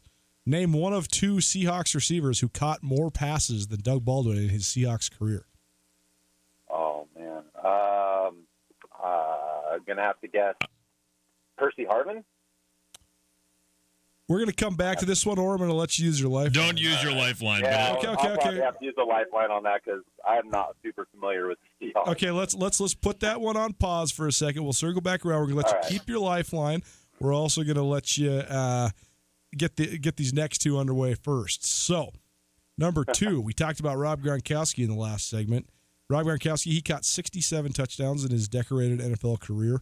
Only two tight ends have ever caught more than 100 touchdowns in their NFL careers. Name one of the two tight ends that have caught more than 100 touchdowns in their NFL career. Well, I'm going to go with one of the guys you mentioned in that segment. I'm going to go with Tony Gonzalez. Tony Gonzalez is right. Tony Gonzalez caught 106 touchdowns in his career. Antonio Gates, the all-time leader in touchdown catches by a tight end, 116 during his tremendous San Diego Chargers career. All right, Nick, you got one. We got one of the questions on pause, and now you still got your lifeline. And this is one, if you don't know it, I bet you Tucker Sargent does know this one. Name the Boston Bruins legend that is the franchise's all-time leader in points, assists, and games played. I'm going to use my lifeline. All right. Well, so I think a lot of people would say, maybe it's Bobby Orr, but Bobby Orr was fantastic, and he was MVP of the league for a number of years, but his career actually wasn't as long as you would think it was. And then Cam Neely is another big guy still involved with the franchise. I think he's the director, or he's like working as the GM over there. But he also was cut short with knee injuries. So I'm going to have to go with Ray Bourque just because he played forever, never won a Stanley Cup with Boston, and actually his final season they traded him to the upstart Colorado Avalanche, and they did win. He did finally get a cup as a member of his 1 year as a member of the Colorado Avalanche. That is correct. Ray Bourque. Got yourself some wings, Nick. So we'll circle back around. Let you have one more guess. I'll tell you this. It's not Percy Harvin, but name one of the two Seahawks receivers who caught more passes than Doug Baldwin in his Seattle career. Yeah, I have no idea. That was the only person I could think of that was on that team. Yeah. Did he play? Did this guy play at the same time? He did not. Nope. This guy is a legend from the 80s. Oh, yeah. Sorry. Yeah, definitely. Don't use me. This is catching passes from Jim Zorn and the like back in the day. What about Largent? It is Steve Largent. There you go. Wow. We don't have a lifeline left, but, we're going to bend the rules, Nick. I know you're probably a first-time caller. I like you. And Tucker's wearing this.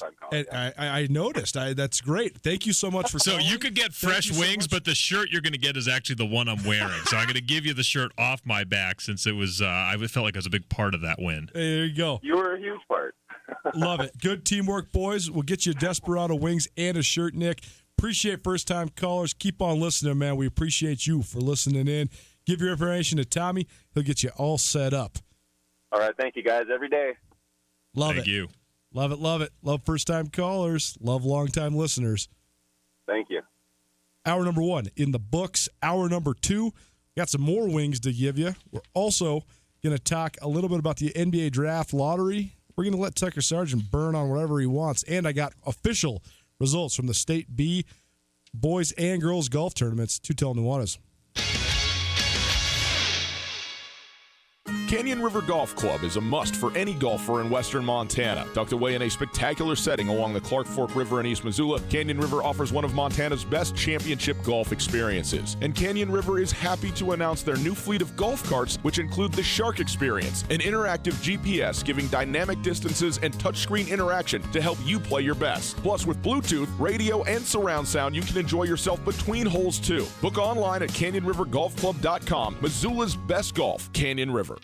Springtime is the time to buy a new Polaris off-road vehicle. During the spring sales event, rebates go as high as $1,500 and financing is as low as 3.99%. Live your life wide open in a high-performance racer. Tackle anything from mountains to mud holes on a legendary Sportsman ATV. Get more done with a hard-working Ranger, or take on any task or trail in a versatile Polaris General. Whatever you're looking for, now is the time to take your pick from the off-road's best-selling lineup. See Polaris.com or your Polaris dealer for rebates up to $1,500 and financing as low as 3.99% APR for 36 months during the Polaris Spring Sales event at Kurtz Polaris. Kurtz Polaris at 2904 West Broadway in Missoula and Highway 83 in Sealy. Recreate the right way with Kurtz Polaris, online at kurtzpolaris.com. Offer valid in U.S. through 5/31/19 on new 2015 through 2019 vehicles. Subject to credit approval. Offers vary by model. See dealer for details. Always wear a helmet. Never drink and ride.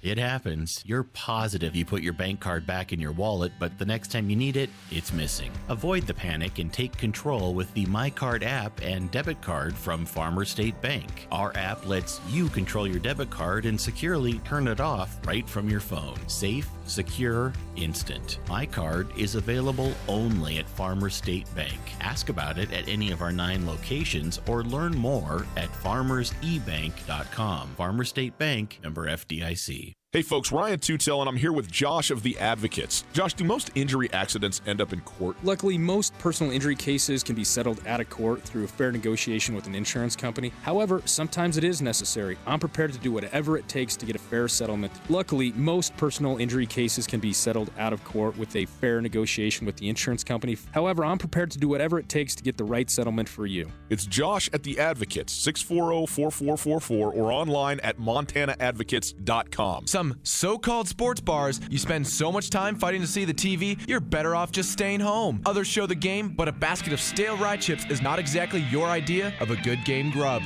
At the Desperado, you get front row seats to every single spring baseball and NASCAR event, plus all the spring NBA and NHL postseason action. And with juicy burgers, ice-cold brews, and the best wings in town, you'll leave the Desperado satisfied whether your team won or lost. The Desperado Sports Tavern, with the emphasis of sports, food, and good times, on South Russell, across from the Y.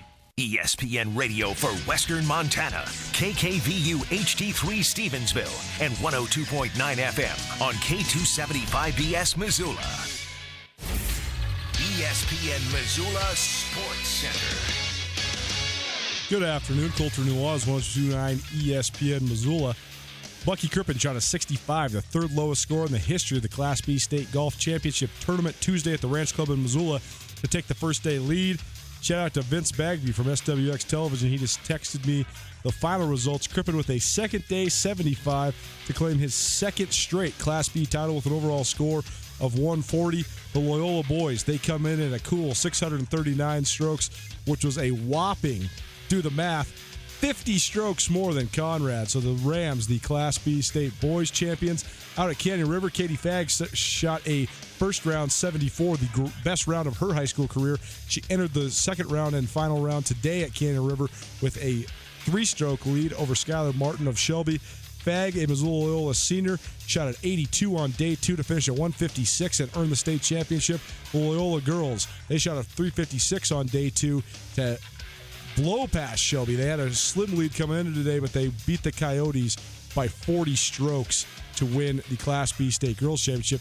On the Class C side, Manhattan Christian sophomore Caden Hill, he's in the driver's seat entering today. He shot a opening round 74 at the Double Arrow Golf Course at Sealy Lake. He was 9 shots clear of the field, and his Eagles had a 14-stroke lead.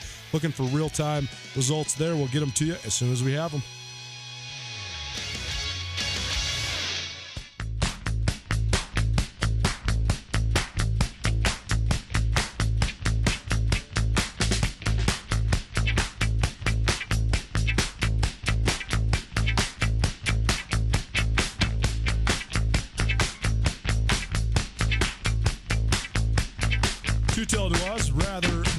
And Sargent, 102.9 ESPN Missoula, statewide on SWX Montana, worldwide, YouTube television. Just click on YouTube, type in Tutel Nuanez, subscribe to that live stream. We need you. There you can chat with us in real time. You can also watch us. Check out all this sweet swag we got going on. Tuck's got a Desperado Tavern and Grill shirt on. I got the hat on. Thanks to Brian Cody for hooking these up. If you missed anything in the first hour, check it out on the podcast. Podcast is available on iTunes or the TuneIn Radio app, or on Spotify, or at the station website, 1029ESPN.com. Podcast available thanks to the Wingate by Wyndham Hotel. 1029ESPN.com is also where you can find the stream. Live stream presented by Opportunity Bank, your local bank, your opportunity. And if you need to give us a call, 329-1899. You're going to need to remember that because we're doing another Wing It Wednesday a little later on in this segment. Got a little jammed up here. And we might actually do it in the 5:30. We'll see. We'll see how this segment goes. But 329-1899 is the number you're going to need to call to win a dozen wings from the Desperado Sports Tavern and Grill.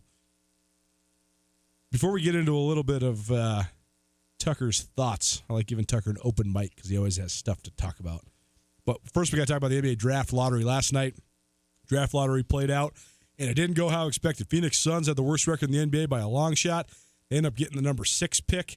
The number 1 pick goes to the New Orleans Pelicans, which is incredibly intriguing for a variety of ways. Anthony Davis pulled a crybaby and did not play the second half of the season, essentially, this year. Seemed like, by all intents and purposes, he's going to be out. That he would be he's under contract till next summer, but that he would be the main trade piece for this summer. And people were speculating, where is he going to go? Is it going to be Boston? Is it going to be New York? Is it going to be Philly? Could it be Los Angeles with LeBron James? Or could it be somewhere else? And now, with the assumption that Zion Williamson, the phenom from Duke, is going to be the number 1 pick overall, does that compel Anthony Davis to stay? I'm not sure.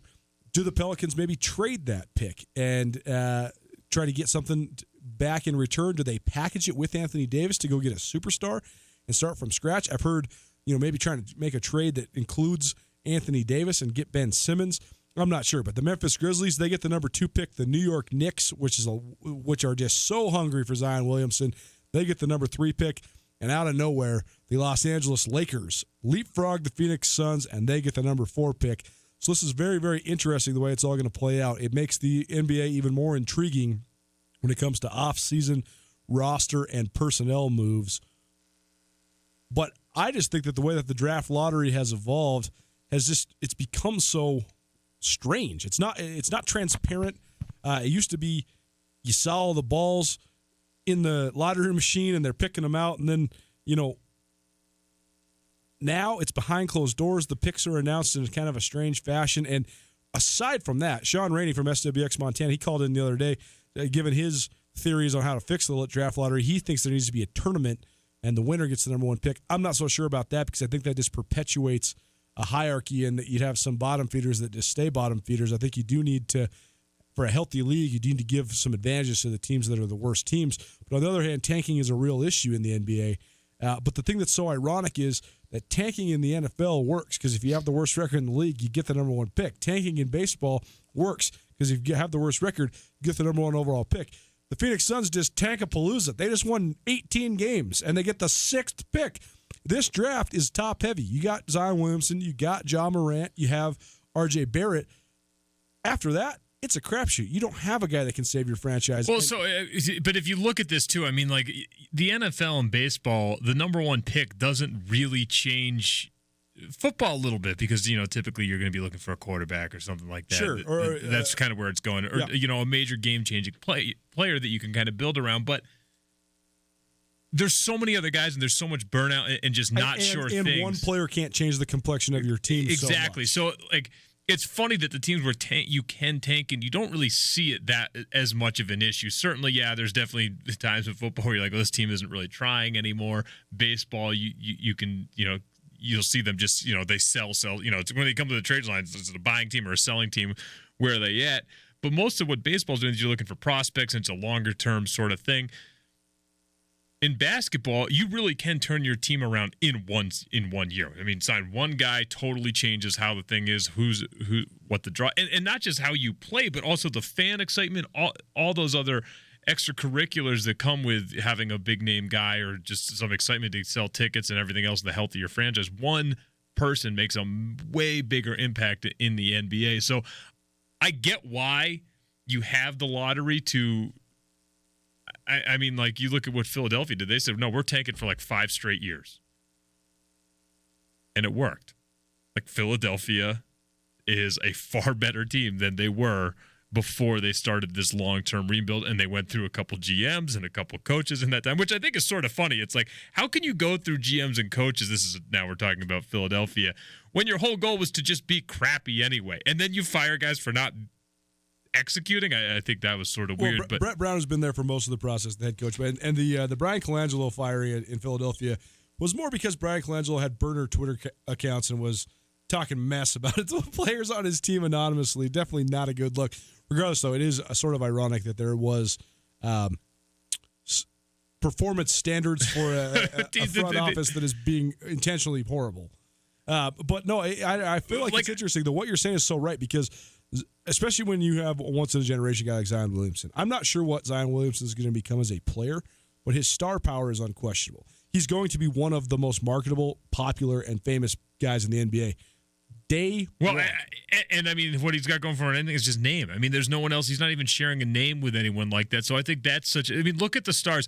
Other than Michael Jordan, who had like the most generic name, and now he's the only Michael Jordan now, which just shows you. I mean, obviously that's Michael, but I mean, you guys got like Magic. There's a Kobe. There's a LeBron. There's that's Giannis, just Giannis. Yeah, on down the line. Yeah. Like, I mean, so you got a guy coming in, Zion. I mean, he's like this biblical savior too. What every NBA team that's not doing well right now is hoping to have.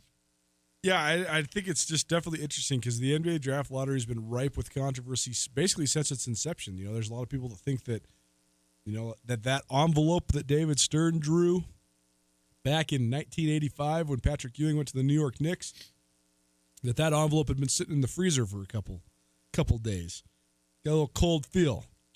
Make sure Patrick Ewing goes to the Big Apple. Make sure the Knicks get the number one player. So there's definitely, I mean, you can spin this into conspiracy theories if you want. I mean, just in general, like, no, New Orleans wouldn't be one of the ones that, like, I think the NBA would pick out. Totally. But here's why they might. Because I think that by them getting it, it actually makes this the most interesting now time between the draft the lottery and the draft. Because now you have a team that has one of the other than Kevin Durant, but you've got Anthony Davis as the major free agent coming out. Is he free agent or is he under? Well, he's actually under contract till next summer, but he has basically strong-armed his way. Right, so he's worked his way out to where he can force it. He's a tradable asset, correct. So you have he's other than Kevin Durant, the biggest name out there in the offseason, and what happens with him is going to really just determine the landscape of the rest of the NBA.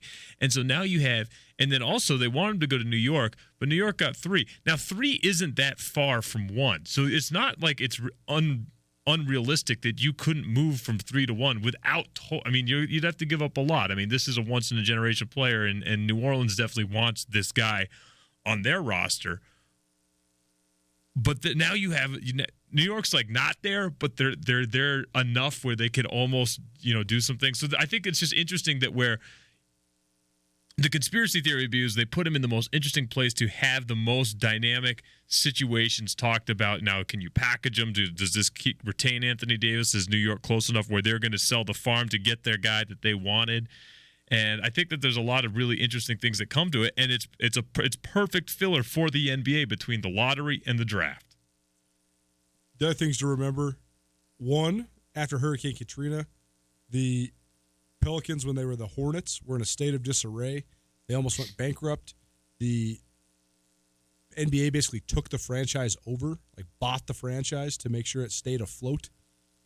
So reviving basketball in New Orleans has been of interest to the NBA for a while. And a long-term project. And the other thing is that Adam Silver, since taking over for David Stern, has made no bones about the fact that he wants to try to fortify the smaller markets in the league and have superstars stay. That's why this max contract is in place, where you can sign for upwards of $30 to $35 million more if you stay where you're at than going elsewhere. Because they want to keep guys like LeBron James in Cleveland, Giannis Antetokounmpo in Milwaukee, and specifically Anthony Davis in New Orleans. And if you give Anthony Davis Zion Williamson, I think Anthony Davis's decision is a lot harder now. I don't know. We'll see where this all turns. But also, I do think that what you're saying is exactly right. It adds to so much intrigue, too, because now if the Pelicans know that they're losing Anthony Davis, now maybe they can get rid of Anthony Davis and trade the number 1 pick, get another young player, as well as maybe some older veteran players. I mean, the Ben Simmons trade that was floated around in the aftermath of the Sixers losing on the Kawhi Leonard buzzer beater was fascinating because say you do trade down and you can then use the number 3 pick to get a guy like R.J. Barrett, or you can use the number 3 pick to get a guy like Ja Morant, and then you trade Anthony Davis and you compare him with a guy like a young asset like Ben Simmons. Now you can restart and still have star power. Because I think that you could, but I wouldn't do that. I mean, I wouldn't either. But if you're New Orleans, though, and you ever lose a true superstar, because the thing is, the Pelicans or the Hornets or whatever the New Orleans franchise was since they moved to New Orleans, they have had one of the brand name superstars in the league the entire time. Because of Chris Paul, the NBA blocked the trade of Chris Paul to the Lakers to keep him there, and then Anthony Davis. As soon as you don't have that, who knows what happens with basketball in New Orleans? No, I agree. And I think that's why you got to keep Zion, though. I think that it doesn't like if you trade Zion and you get someone else, whoever that is going to be a consolation prize to the people of that city, to the media. I mean, if you have Zion right now, you are immediately going to get more primetime games just because ESPN is curious to put this guy's games out there and see what he does at this level. So, and if you got rid of him and got someone else and started a rebuild and you got a different veteran who's a great player in the league, it doesn't matter. You may have a great team, doesn't matter. You're going to lose out on all the fanfare and the intrigue and everything else that comes with it. So if you're New Orleans, I think you absolutely got to stick with it. And this is what I say to the guys that are coming in and they're talking about Zion's disappointment because he was getting kind of excited about being in New York or going. Or particularly just being in New York, but all these other guys who they talk about they want to be in major markets. It's like you have so much money. Media makes it everywhere. Wherever you are in the resources that you have, it doesn't matter. Like, could you think of first off, like New Orleans to me would be the best city to be in. Oh, it'd be great. It's a fun town. You're going to be the man there, and it's got plenty to go on. Now I can think of some other towns that aren't that exciting, but even still, like. Take a place, embrace it, and then do it your way. You make something for yourself there because the money's there, and you have the same sort of platforms and outreach that you have anywhere else. And then, first off, during the season, you're gone half the time. Right. During the offseason, you can go wherever you want. So, I mean, what is truly your tie there other than having to play 41 games in this building and then, a few weeks of camp and practices? And in the NBA with the national TV deal, you can make any market into a big market. Oklahoma City, I think is it's got to be the smallest. I think it's the third smallest in total population behind Portland and Memphis. And okay, I would argue that I would have thought it's smaller, but I think that there's 4 markets in the NBA with less than 1 million people in the actual registered metropolitan area, and that's which is a giant statistical area, by the way. Salt Lake City with the Jazz, Portland. No, Salt Lake's got to be more than that. The Salt Lake. I guess I stated that wrong. Not the metropolitan sprawl, the actual city population. City limits, because okay. Like the population of Salt Lake City is only about 480,000, but the Wasatch Front, if you count from Ogden down to Provo, like to 4 million millions people. And millions of people, right? And same with Portland. If you count Beaverton and Tigert and okay, so you're talking about the city of Portland. That makes more sense. I think that the 4 cities, actually maybe even San Francisco's in there because San Francisco is only actually. Technically, the city is only like 7 by 7 square miles. I think it's quite small. I think the registered population of San Francisco is like 795,000 because it's a neighborhood of 795,000 people. And then you got San Jose with 1.5 million people over here and Santa Clara and yada, yada, yada. Regardless, Oklahoma City is a small market in population size. And Oklahoma City is on national TV more than anybody because of Kevin Durant and James Harden and Russell Westbrook and the superstars they've had. If the Pelicans draft Zion Williamson and keep Zion Williamson, they will immediately be a big name team. Absolutely, that's what I'm saying. So that's why you can't get rid of it because just for what you're doing, you're immediately going to make yourself a destination. As long as Zion is good, if he's good, and you've got 1 year where it doesn't matter what he does. You got 2 years that people are still going to give him a lot of credit. And I'm talking if he happens to be like a total bust, but you're going to have at least 2 guaranteed years of being one of the major talked about destination NBA locales. And if he is even half of what he is, you got 10, 15 years as that. So to me, you can't get rid of it just because of what he'll do for the recognition of the franchise and what that will do for wanting to bring other superstars there as long as they have someone that can coach and handle it. Here's what we're going to do. We're going to do a prep extra right now, and then we'll do a Wing It Wednesday on the other side. Like we said in the Sports Center, Loyola, the Class B champions in both boys and girls on the team sides.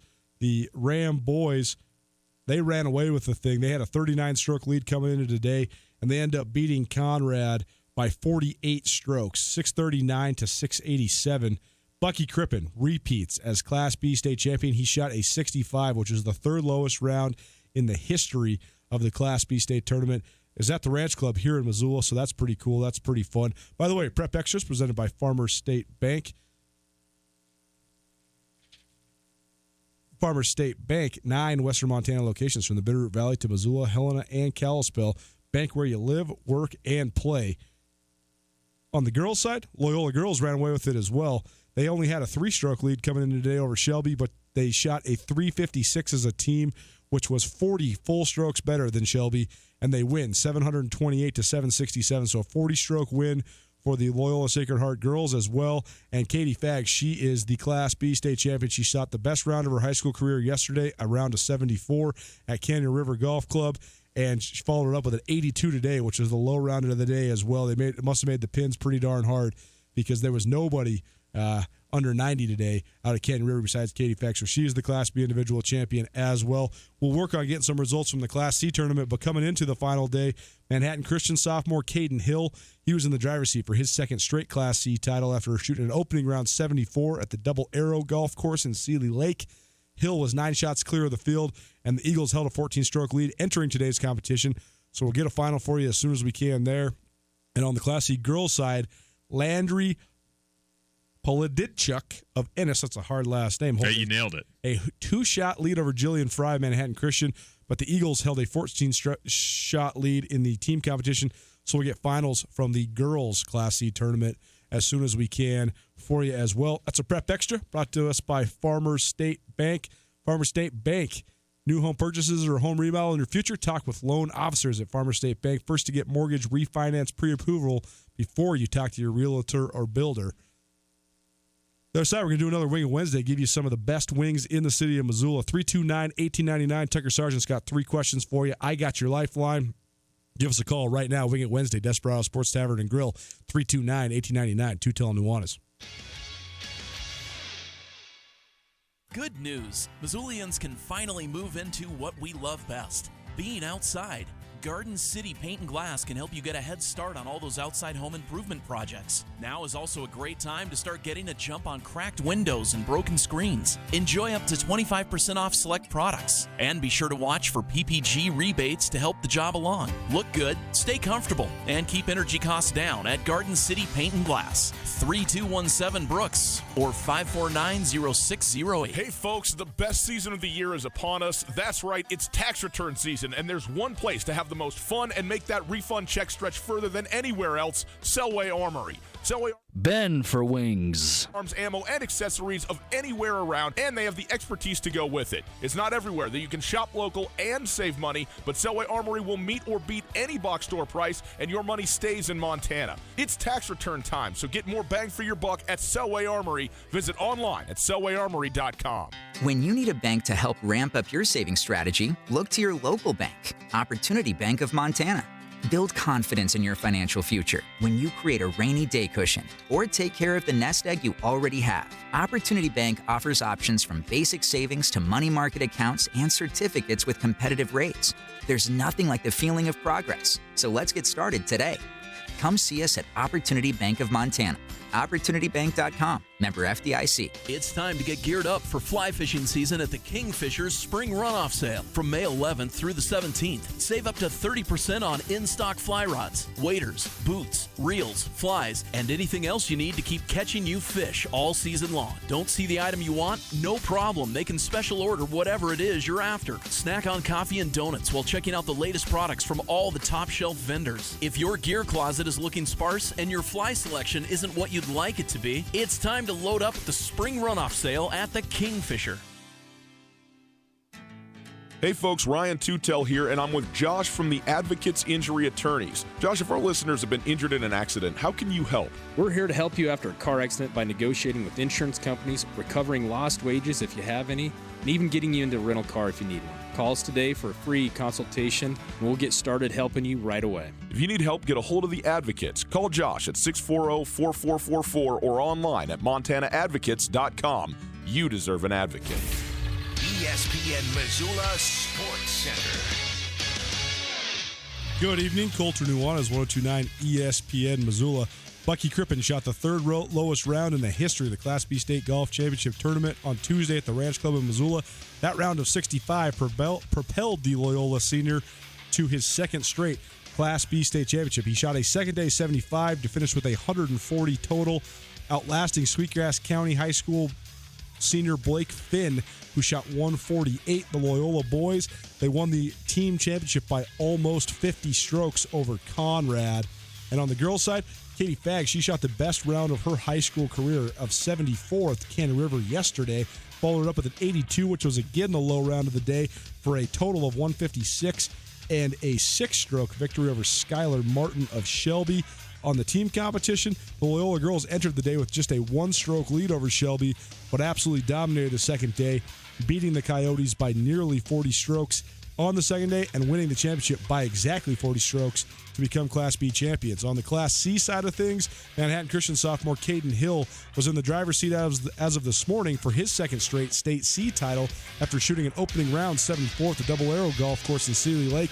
He was 9 shots clear of the field, and the Eagles held a 14-stroke lead. We'll get a final from the Class C boys and girls tournaments to you as soon as we can.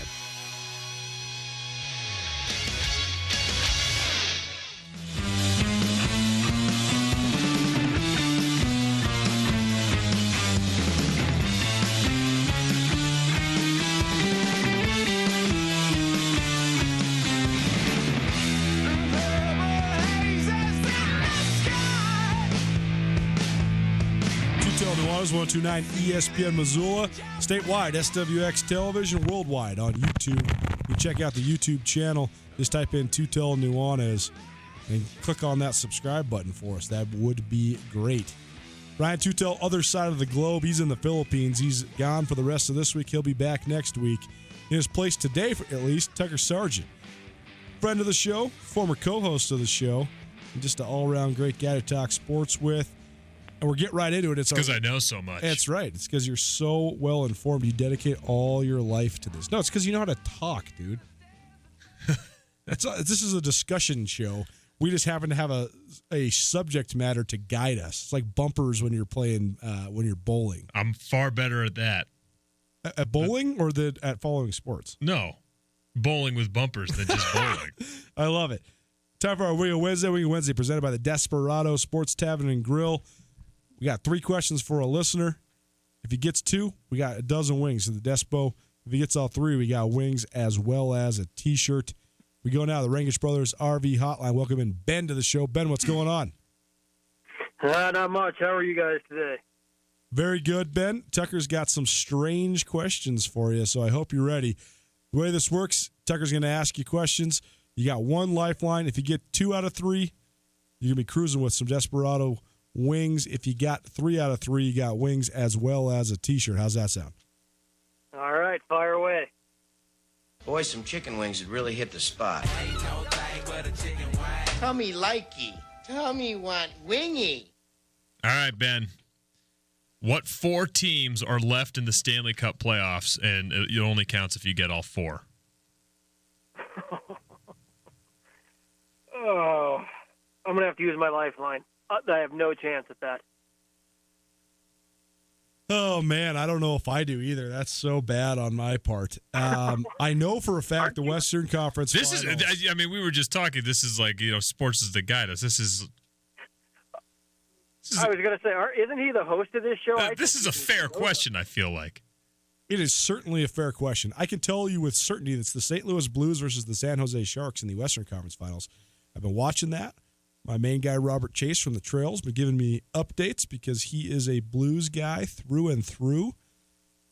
On the East side, though, who is left? I know the Capitals are out. I know the Lightning are out. That was a huge upset. The Bruins. The Bruins. Are the Bruins in it? The Bruins are still in it, and I'm not sure who they're playing, though. I want to say it's Columbus. No, well, it's a team that has their locale is very ambiguous with their name. Oh, it's not Columbus. It's Carolina. The Carolina Hurricanes versus the Boston Bruins is what's in the Eastern Conference Finals. What do you think, Ben? Yeah, that's as good as I'll get. That's good because it's perfect. It's correct. I think you might have been able to ask Ben to name 4 teams in the NHL, and he still might have had to use a lifeline. The NHL is doing a great job with its national branding. Yeah, well, that's the problem with lockouts, man. You get all this momentum Lockouts and then goodbye. And then all of a sudden you're never on network TV. You're on channel MSNBC or something. Which is weird because they still manage, like, those guys are getting paid. Like the average NHL player makes way more than anyone in the NFL. You see those games? When was the last time you saw an open seat at an NHL game? Right. Well, like in the playoffs, and that's the same with sold baseball. I mean, baseball actually has open seat. It's the local markets, man. Yeah, local market markets. TV just Local market kills TV. it. Yep, it's true. All right. Well, Ben, you're 1 for 1, but you got no lifeline, so you're on your own. All right, let's hear the next one. What is the name of the man from Montana who just announced that he was running for president of the United States in 2020? Steve Bullock. Bingo. Bingo, the governor. He's the guy from Montana. A little late to the party. We'll see. Yeah, well, I don't know. At this point, anyone can throw their hat in the ring. All right. Here's my favorite question. Can you name at least 5 of the 14 countries that are in the continent of South America? Let's go Brazil, Ecuador, Honduras,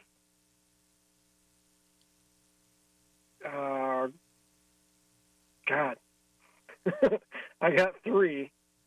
Well, and I would also...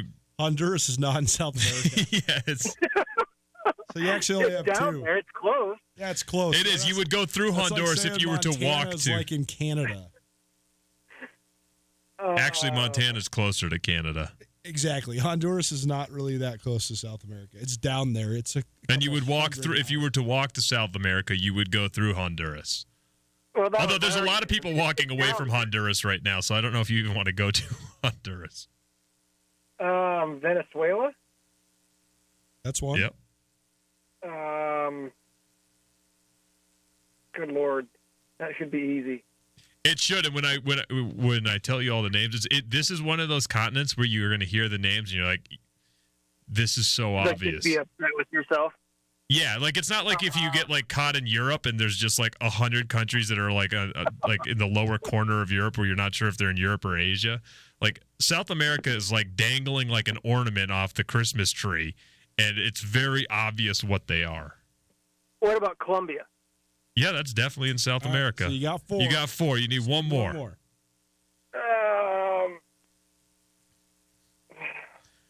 You know, the temperature dropped. It's a little outside right now. What about Guatemala? Nope. Are you sure? No, but because the temperature dropped, it's feeling a little, I might put on a coat right now. Oh, Chile. There you go. Oh, man. Tucker Sargent coming through with all the best hints. We're just rigging this Ring Wednesdays. Hey, we're wearing the gear on TV, so we got that. It's all about getting the guys in there, right? We need the guys to go to the Desperado. So, Ben, congratulations. You got yourself not only some wings, but you also got yourself a shirt. Give your information to Tommy. Swing on down to the station. You can pick up your prizes. Appreciate you calling, my man. All right, will do. Thanks, guys. You bet. Colter, I want to know how many of these can you get? Okay, so Brazil. Yep. Ecuador. Yep. Colombia. Yep. Chile. Yep. Argentina. Correct. Bolivia. Correct. Uruguay. Yep. So that's 8. Mm-hmm. I need how many more? 6 more. I think that's all I can get. There's another Guay. Uruguay and Paraguay.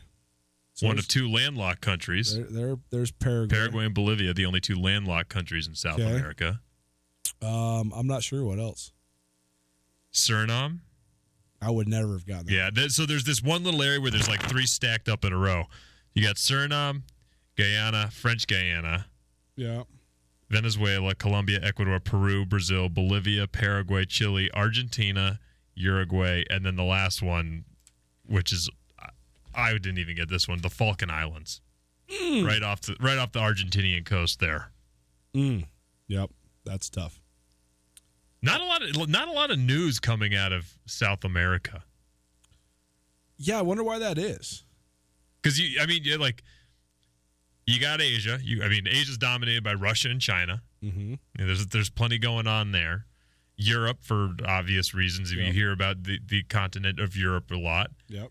Africa is spoken of, I think, not super often, but fairly often, and kind of gets a bad rap, but at least it's something that people are generally aware of. Although I would argue naming the countries of Africa might be the most difficult of any basic geography test there were. But South America is just kind of doing its thing. I went down the Wikipedia hole this afternoon when I was thinking of trivia questions, and somehow I stumbled across a map. And Paraguay is actually where I landed. And I was like, man, Paraguay is a place I know nothing about, and dove deep down into Paraguay.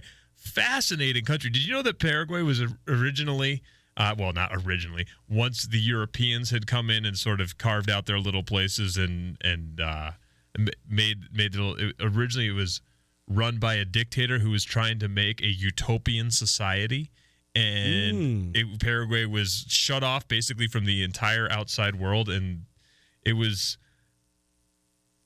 actually sounded pretty good, except for the fact that there was a dictator who kind of did some things that anyone kind of rose up, they were killed or sent to life in prison. But for everyone that just kind of bought into the thing, it sounded pretty solid. And also one of those countries that is like on one of the world happy meter is extremely high up there even today. It's fascinating. I mean, there's like, you look at it and you're like, oh, you have major cities here that look like like totally, you've got everything going on that you could ever think of. There's like 4 million people in this city, and then all of a sudden you're like, I've never heard of it. And it's one of those things, out of sight, out of mind, and you just don't think. I mean, I think of jungle. When I think of South America, I think of jungle, and I think of the Andes. Like there's snow somewhere down there, and then there's a giant jungle and a big river, and then it looks like you could jump from the tip to Antarctica. Do you know about these rivers that are in the air? There's rivers in the air above the Amazon rainforest. Air rivers. They're not really like, obviously, our concept of a river, but it's more condensation than a cloud, and they have very similar movement patterns. And they flow. And I watched, there's this new Netflix series, National Geographic Netflix. Will Smith hosted it. It's called One Strange Rock. And it's all about the weirdest things on Earth that make Earth. And like one of them is all about oxygen. How does oxygen exist? How is there a proper level of oxygen for life to exist on Earth? And one of them was about water. How is there a proper level of water?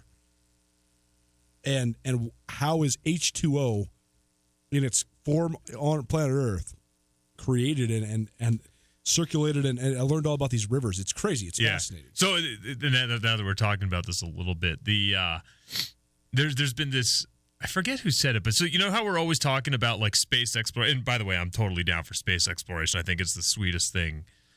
I get so carsick in that spaceship. Whatever. You flow up into, but you don't have to even deal with the puke, man. It just kind of like push it away. It's like all globbed up. It's like very easy to avoid, but I think that's great. But and we're spending like these billions of dollars, and we're like, well, what if the Earth falls apart and we got to go colonize Mars, which I also think is such a super cool idea, and I'm totally down for it. But someone's like, pump the brakes. Like, we're spending all this time. We're sitting on literally the most incredible spaceship that has ever been. Totally. And I think that was like something when I heard that, I was like, that's the first time I really conceptualized is like Earth is actually like that's all we're on. We're on like an absolutely magnificent spaceship blasting around the universe. It's not really we're not in control of it. Maybe that's why we want to, manufacture our own, because we're not really sure where we're going. But typically we're orbiting the sun, which is then the sun's orbiting our Milky Way galaxy, and then that's kind of, in a cluster of other galaxies. But generally we're just like completely in chaos flying through the universe, and hopefully we don't collide into anything else. But we are sitting on like Truly, that's all it is. We're on a spaceship that somehow has like a porous membrane that keeps the elements away from us. It's fascinating when you think of it that way. It's totally fascinating. Like we have a self-sustaining food system, water system. It's amazing. It's truly amazing. I do believe that there's life out there. I think there's a proliferation of life all over the universe. I don't necessarily know if there's life like this. This might be the true miracle. This might not even a miracle. This might just be the true coincidence, the true confluence of events that happen. Yeah, I mean, it's amazing. Like, if is you just there another planet out there that has hundreds of thousands, if not millions, of different species of life? Because the minute the reason I say yes is because the minute you start zooming out and how truly big it is, like the numbers are so right. You can't conceptualize the quantity of things out there that are also happening. But on the other hand, the math and the physics that has to go into exactly what path this rock is truly nuts and so unlikely to occur. This is the Extraterrestrial Hour, brought to you by ESPN Missoula. Tucker Sargent in studio with me, Colter Nuanez, Tutel Nuanez, 129 ESPN Missoula, as well as statewide, SWX Montana, and worldwide YouTube television. Go to YouTube, type in Tutel Nuanez, and check us out. You know, it's hard to have sympathy for anyone that when you think of it that way, too. Like, you know, people are, like, feeling down on their luck. You're like, are you out of your friggin' mind? You exist. We exist. You have the ability to feel like that. You exist. You know how many other things are out there that are just elements and rocks and dust? It's unbelievable. We're going to talk more about this on the other side. Tutel Nuanez, 129 ESPN Missoula, SWX Montana.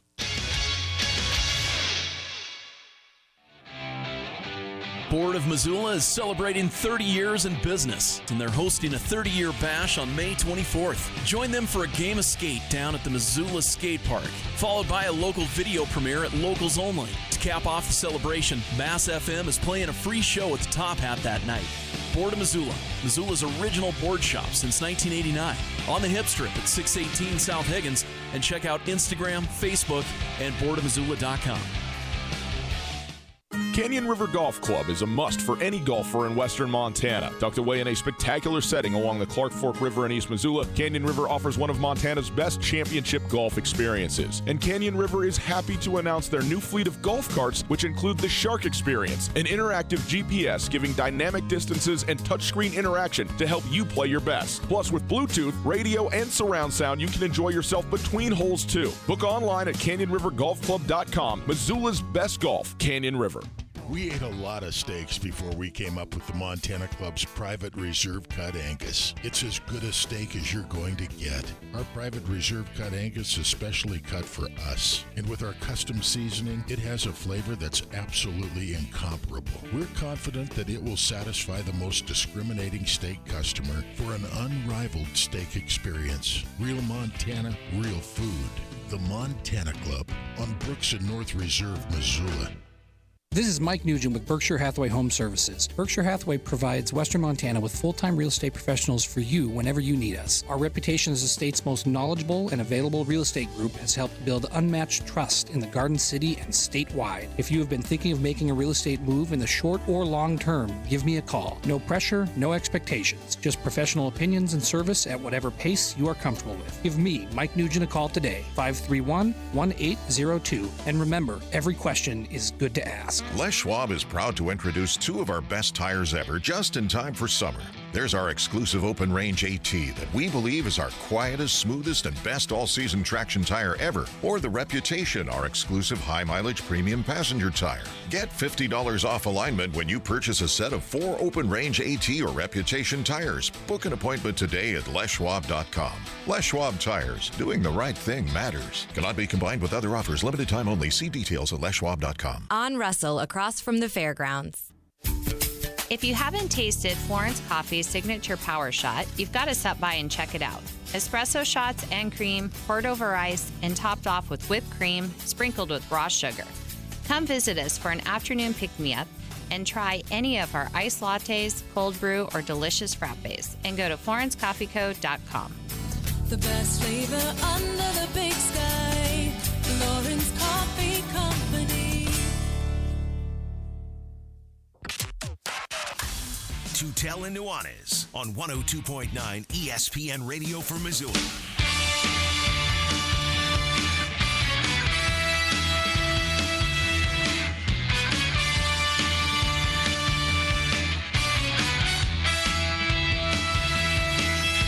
Tutel and Nuanez, 129 ESPN Missoula, as well as SWX Montana. Ryan Tutel, he's out for the rest of the week. He'll be back. He's been in the Philippines for a long time. I wonder if Tina... All guests join the show on the Rangich Brothers RV phone line. Broadcasting live from the Kurtz Polaris studio on ESPN Radio in Western Montana. Tutel and Nuanez. Tutel and Nuanez. All guests. Tutel and Nuanez. Whoa. Maybe we can just end that there. What's going on there, Coulter? I don't know, dude. I'm hands-free, dude. I don't even know what's going on. I think that's that bit played itself out there. It got it done there, I guess. See, I guess this is why we do need Ryan back. You think Ryan's bought a fish farm yet? I think I'd buy a shrimp farm. So Ryan's lovely wife, Tina, is... Actually, you know what? No, a fish farm's weird and just kind of sounds gross. Like, if I'm going fishing in the Philippines, I want to be on, like, a raft with a little sail, kind of, dinghy rigged and just out there, nets, spears, that sort of thing. Like, that's kind of my idea of, like, that sounds sweet. You're kind of in the islands, safe waterway. You're not way out there in the open. I would have, like, a coconut farm. Coconut or pineapples. I want, like, a terrestrial farm. And those are delicious, too. Maybe I'd have a coconut pineapple farm, and then you go out, get your catch, you put it up on the grill, and you make some sort of great island feast. That's what I would do. That's Tucker Sargent. I'm Coulter Nuanez. We're broadcasting to you live from the Kurtz Polaris studios, like you heard on the rejoin 19 times. The reason I ask about the fish farm, this isn't actually a joke. Tina, Ryan's lovely wife, was lobbying to purchase part of her family's fish farm in the Philippines. Before they even left, he received then multiple video chat messages reinforcing how wonderful it would be if they were to invest in and maybe potentially help run the fish farm. And knowing Ryan Tutel for the vagrant, transient world Dude, I'd traveler say that yes. he is, Kids are young. Man. That's pretty cool. I would do that. Don't encourage him. We need him to come back here. He won't press the rejoin 9 times. He'll only press it once. Yeah, but your salary will double. Well, but then I'll have to give some to you to get you to come back. I'm pretty cheap. What would it take to get Tucker Sargent back on the radio full time? Full time? Man, we're talking numbers here because no, we don't need to talk numbers. I just am talking like perks, benefits. Oh well, I'll give you a free Desperado shirt every day. Yeah. Yeah, I don't know. I mean, I'm already living those benefits. Like leaving the show hasn't really cut out my benefits. No, you're right. It hasn't. Well, we'll pray for Ryan to return. If not, we'll have an open tryout. Yeah, tryout. I don't know. Money talks, man. Money. Well, it depends on who you are. I've never heard it talk to me before, but that's, no, me neither. I'm just saying, like, I've heard it does, and I would like it to talk to me. So if anyone wants to offer me a lot of money for the things that I can do, which is sort of like a broad and shallow breadth of things, talk to me. I'm always willing to talk. Before we get any further, gotta give you the word of the day one more time. We're doing a text to win. What you're winning is 2 seats on a whitewater rafting trip, courtesy of Adventure Montana. And all you gotta do is text in the word of the day, which is Locksaw, to 200-8184. Locksaw's Lochsa. Doesn't matter if you spell it right or not, but I'm telling you how to spell it. Locksaw, the word of the day, 200-8184. Text in to win. We'll give you a winner on Friday. 2 seats on a whitewater rafting adventure, courtesy of Adventure Missoula. Tommy, you had any coffee this afternoon? Tommy's not listening. I tried to get Tommy to give up coffee in the afternoons, not strictly, just in the afternoons. He made it for 3 days, and then he relapsed. Now he's back on the afternoon. Dude, I'm on like year 3 of not drinking caffeine. Dude, I know. I remember you telling me about this. Tell me about like what. How do you feel? No caffeine at all. No, none. Is that just so freeing? No. It's kind of funny. For one, everyone talks to you like you're in recovery when they like they. It's because they know that they're addicted. And the other part of it is you find out how irritating everyone's addiction to caffeine is. Like You can't, like, well, you'll be in the car with some other people and they're like, oh, we just need to stop. Like, everything is based around, like, oh, we need to do, and so, like, I'm just like a get up. Like, I can get up and go. I can go out the door. I can go to this place. I can go to this thing. And I'm not preaching it like it's something everyone should do. I did it because it was starting to make me feel weird and uncomfortable, and I actually truly loved the taste of coffee and the smell, and I like the ritual in the morning, and I do miss that. But, man, and maybe it's just because I'm an impatient person, everyone just bugs me with all they talk about is how they need to get coffee, how good this coffee is, how great this thing is. It's just like, if you're in it, I don't think you notice as much, but if you're not, you're just like, dude, that's all you talk about. And, I still like drinking. Like, I'm not total, like, I haven't cut out every vice on earth. Sure. I mean, and I'm sure that people that don't drink and you hear, they're talking about like all the microbrews and all that stuff are equally as irritating than they get. But I will tell you, I can go to work and I don't have to stop by the beer kiosk and get myself a beer here, and I don't have to go after lunch and do that. And I don't know, it bugs me now. The crutches that we have as humans, fascinating. I'm on day 11 of no afternoon caffeine. I'm already feeling a lot better because I would always drink caffeine on this show. Yeah. And then I'm stayed up. Well, that's the problem is, man, this show goes till 6. That's what I'm saying. Then I'm staying up till 1 a.m. every night, and I'm just like dragging. And it is a brutal cycle because then you have to get up in the morning, and then you have to get more caffeine. You have to get more caffeine, so you're consistently like it is a self-fulfilling prophecy. And I'll tell you, there are times, man, I really wish I was drinking caffeine. Like there's sometimes you want to pick me up. Sometimes you are a little lethargic in the afternoon. You never had one sip of caffeine in 3 years. No, that's impressive, man. No. That's and the other thing it does, the only thing I think that really, other than just because it was making me feel weird, you pretty much then don't drink soda anymore. Yeah, I don't drink soda. I've never been a soda guy. So that's, I had neither, but like now that every now and then you'll think, oh, it would be kind of nice to have like a, I think like a 6-ounce soda is like kind of the perfect amount of soda where it feels like it's kind of good, it's refreshing, it kind of, hits the itch, but it's all got caffeine in it right now. So every now and then I'll have like a fountain Sprite, and you're kind of like, that is pretty good. But that's, I'd say, once a month. Got any sports stuff you want to talk about? You got anything you want to rant about? You got anything that's on your chest? We only got 3 minutes. I had something been weighing you down. Not really. I've actually been feeling pretty good because I just realized that the Red Sox won the World Series in the fall. The Patriots won the Super Bowl in February. The Bruins have a great chance at getting the Stanley Cup. They're up 3-0 on the Carolina Hurricanes right now. And really, it's only the Celtics that have really just been letting us down. So but they still were in the final 8 of the NBA playoffs. Yeah, but they kind of cried their way there too. They were in the conference finals last year. Yeah. I'm not feeling any sort of. That's pretty. You know what bugs me? Boston sports fan? No, Carolina. It is like, why are we like the fact that it's not North or South Carolina? Where is the Carolina Hurricanes? So, Raleigh. I had to look it up. So it's North Carolina. Yeah, it's in they Raleigh. They just go by Carolina. They just say Carolina. I get it. It's a regional thing. New England does that too because they New want to England's different than Carolina because it's indistinguishable. It's completely indistinguishable. And if you're going to be, South Carolina does the same thing. University of South Carolina, they just call themselves the Carolina Gamecocks. You got the Carolina Hurricanes, the Carolina Panthers. If you're so Carolina-y and everyone's all the same, why you got the North and South? Get rid of the line. Have you ever been to that part of the world? I've been to Virginia, but I've never been to North or South Carolina. Well, yeah, yes and no. I've been to the Outer Banks, which is a tiny strip of sand well off of the North Carolina coast, which is pretty fun. And I've been to Charleston, South Carolina, which is one of the most beautiful old kind of European-feeling cities that we have here in the U.S., but I would not say that that's kind of reflective of most of South Carolina or the Carolinas, but it's neat. I would recommend anyone to go to what was it, Charleston? Yeah, sorry, I got lost where I am. But it's just, I don't know. They're this whole Carolina thing. Get rid of the North and South. I agree.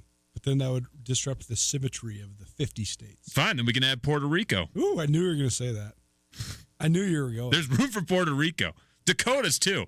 That's a perfect block. we could go from 2 rectangles to a perfect block. Maybe we could absorb northern Idaho into Montana, cut Idaho in half. Yeah. Well, I mean, that's another one. We could take northern Idaho, and Utah could take the rest of southern Idaho. There you go. Way more similar. Like, if we're worried about keeping this 50 number, there are things we can do to make it happen. This is the most all-over-the-place show we've had in quite some time, and I've enjoyed myself thoroughly. Tucker Sargent, thanks so much for coming in and helping out. You know, one of the most interesting state realignments I've seen that I actually think makes the most sense is state borders just drawn arbitrarily the way they are, is use watersheds, major watersheds, because a lot of conflict and issues and policy is determined by where the water's coming from. Water, one of the most fascinating things to cover as a journalist. I remember doing that in Ellensburg, Washington. Water rights get heated in rural America. All the watersheds. Washington, be Columbia. This has definitely been a horse with no name, but it's definitely been a great show. Tucker Sargent, Colter Nuanez, Tutel Nuanez, Jim McElwain, head coach of Central Michigan, on the show tomorrow. 8 Tutel Nuanez here. Can't tell you how many times we've heard the face for radio joke since we came on SWX television, but it's been a fun endeavor so far. And now our esteemed producer Tommy is pushing the envelope even further. We got our own YouTube channel. That's right. If you want to watch us every day from your computer, your tablet, your cell phone, you can check out Tutel Nuanez on YouTube. Tutel Nuanez live every weekday from 4 to 6 in the afternoons on 102.9 ESPN Radio.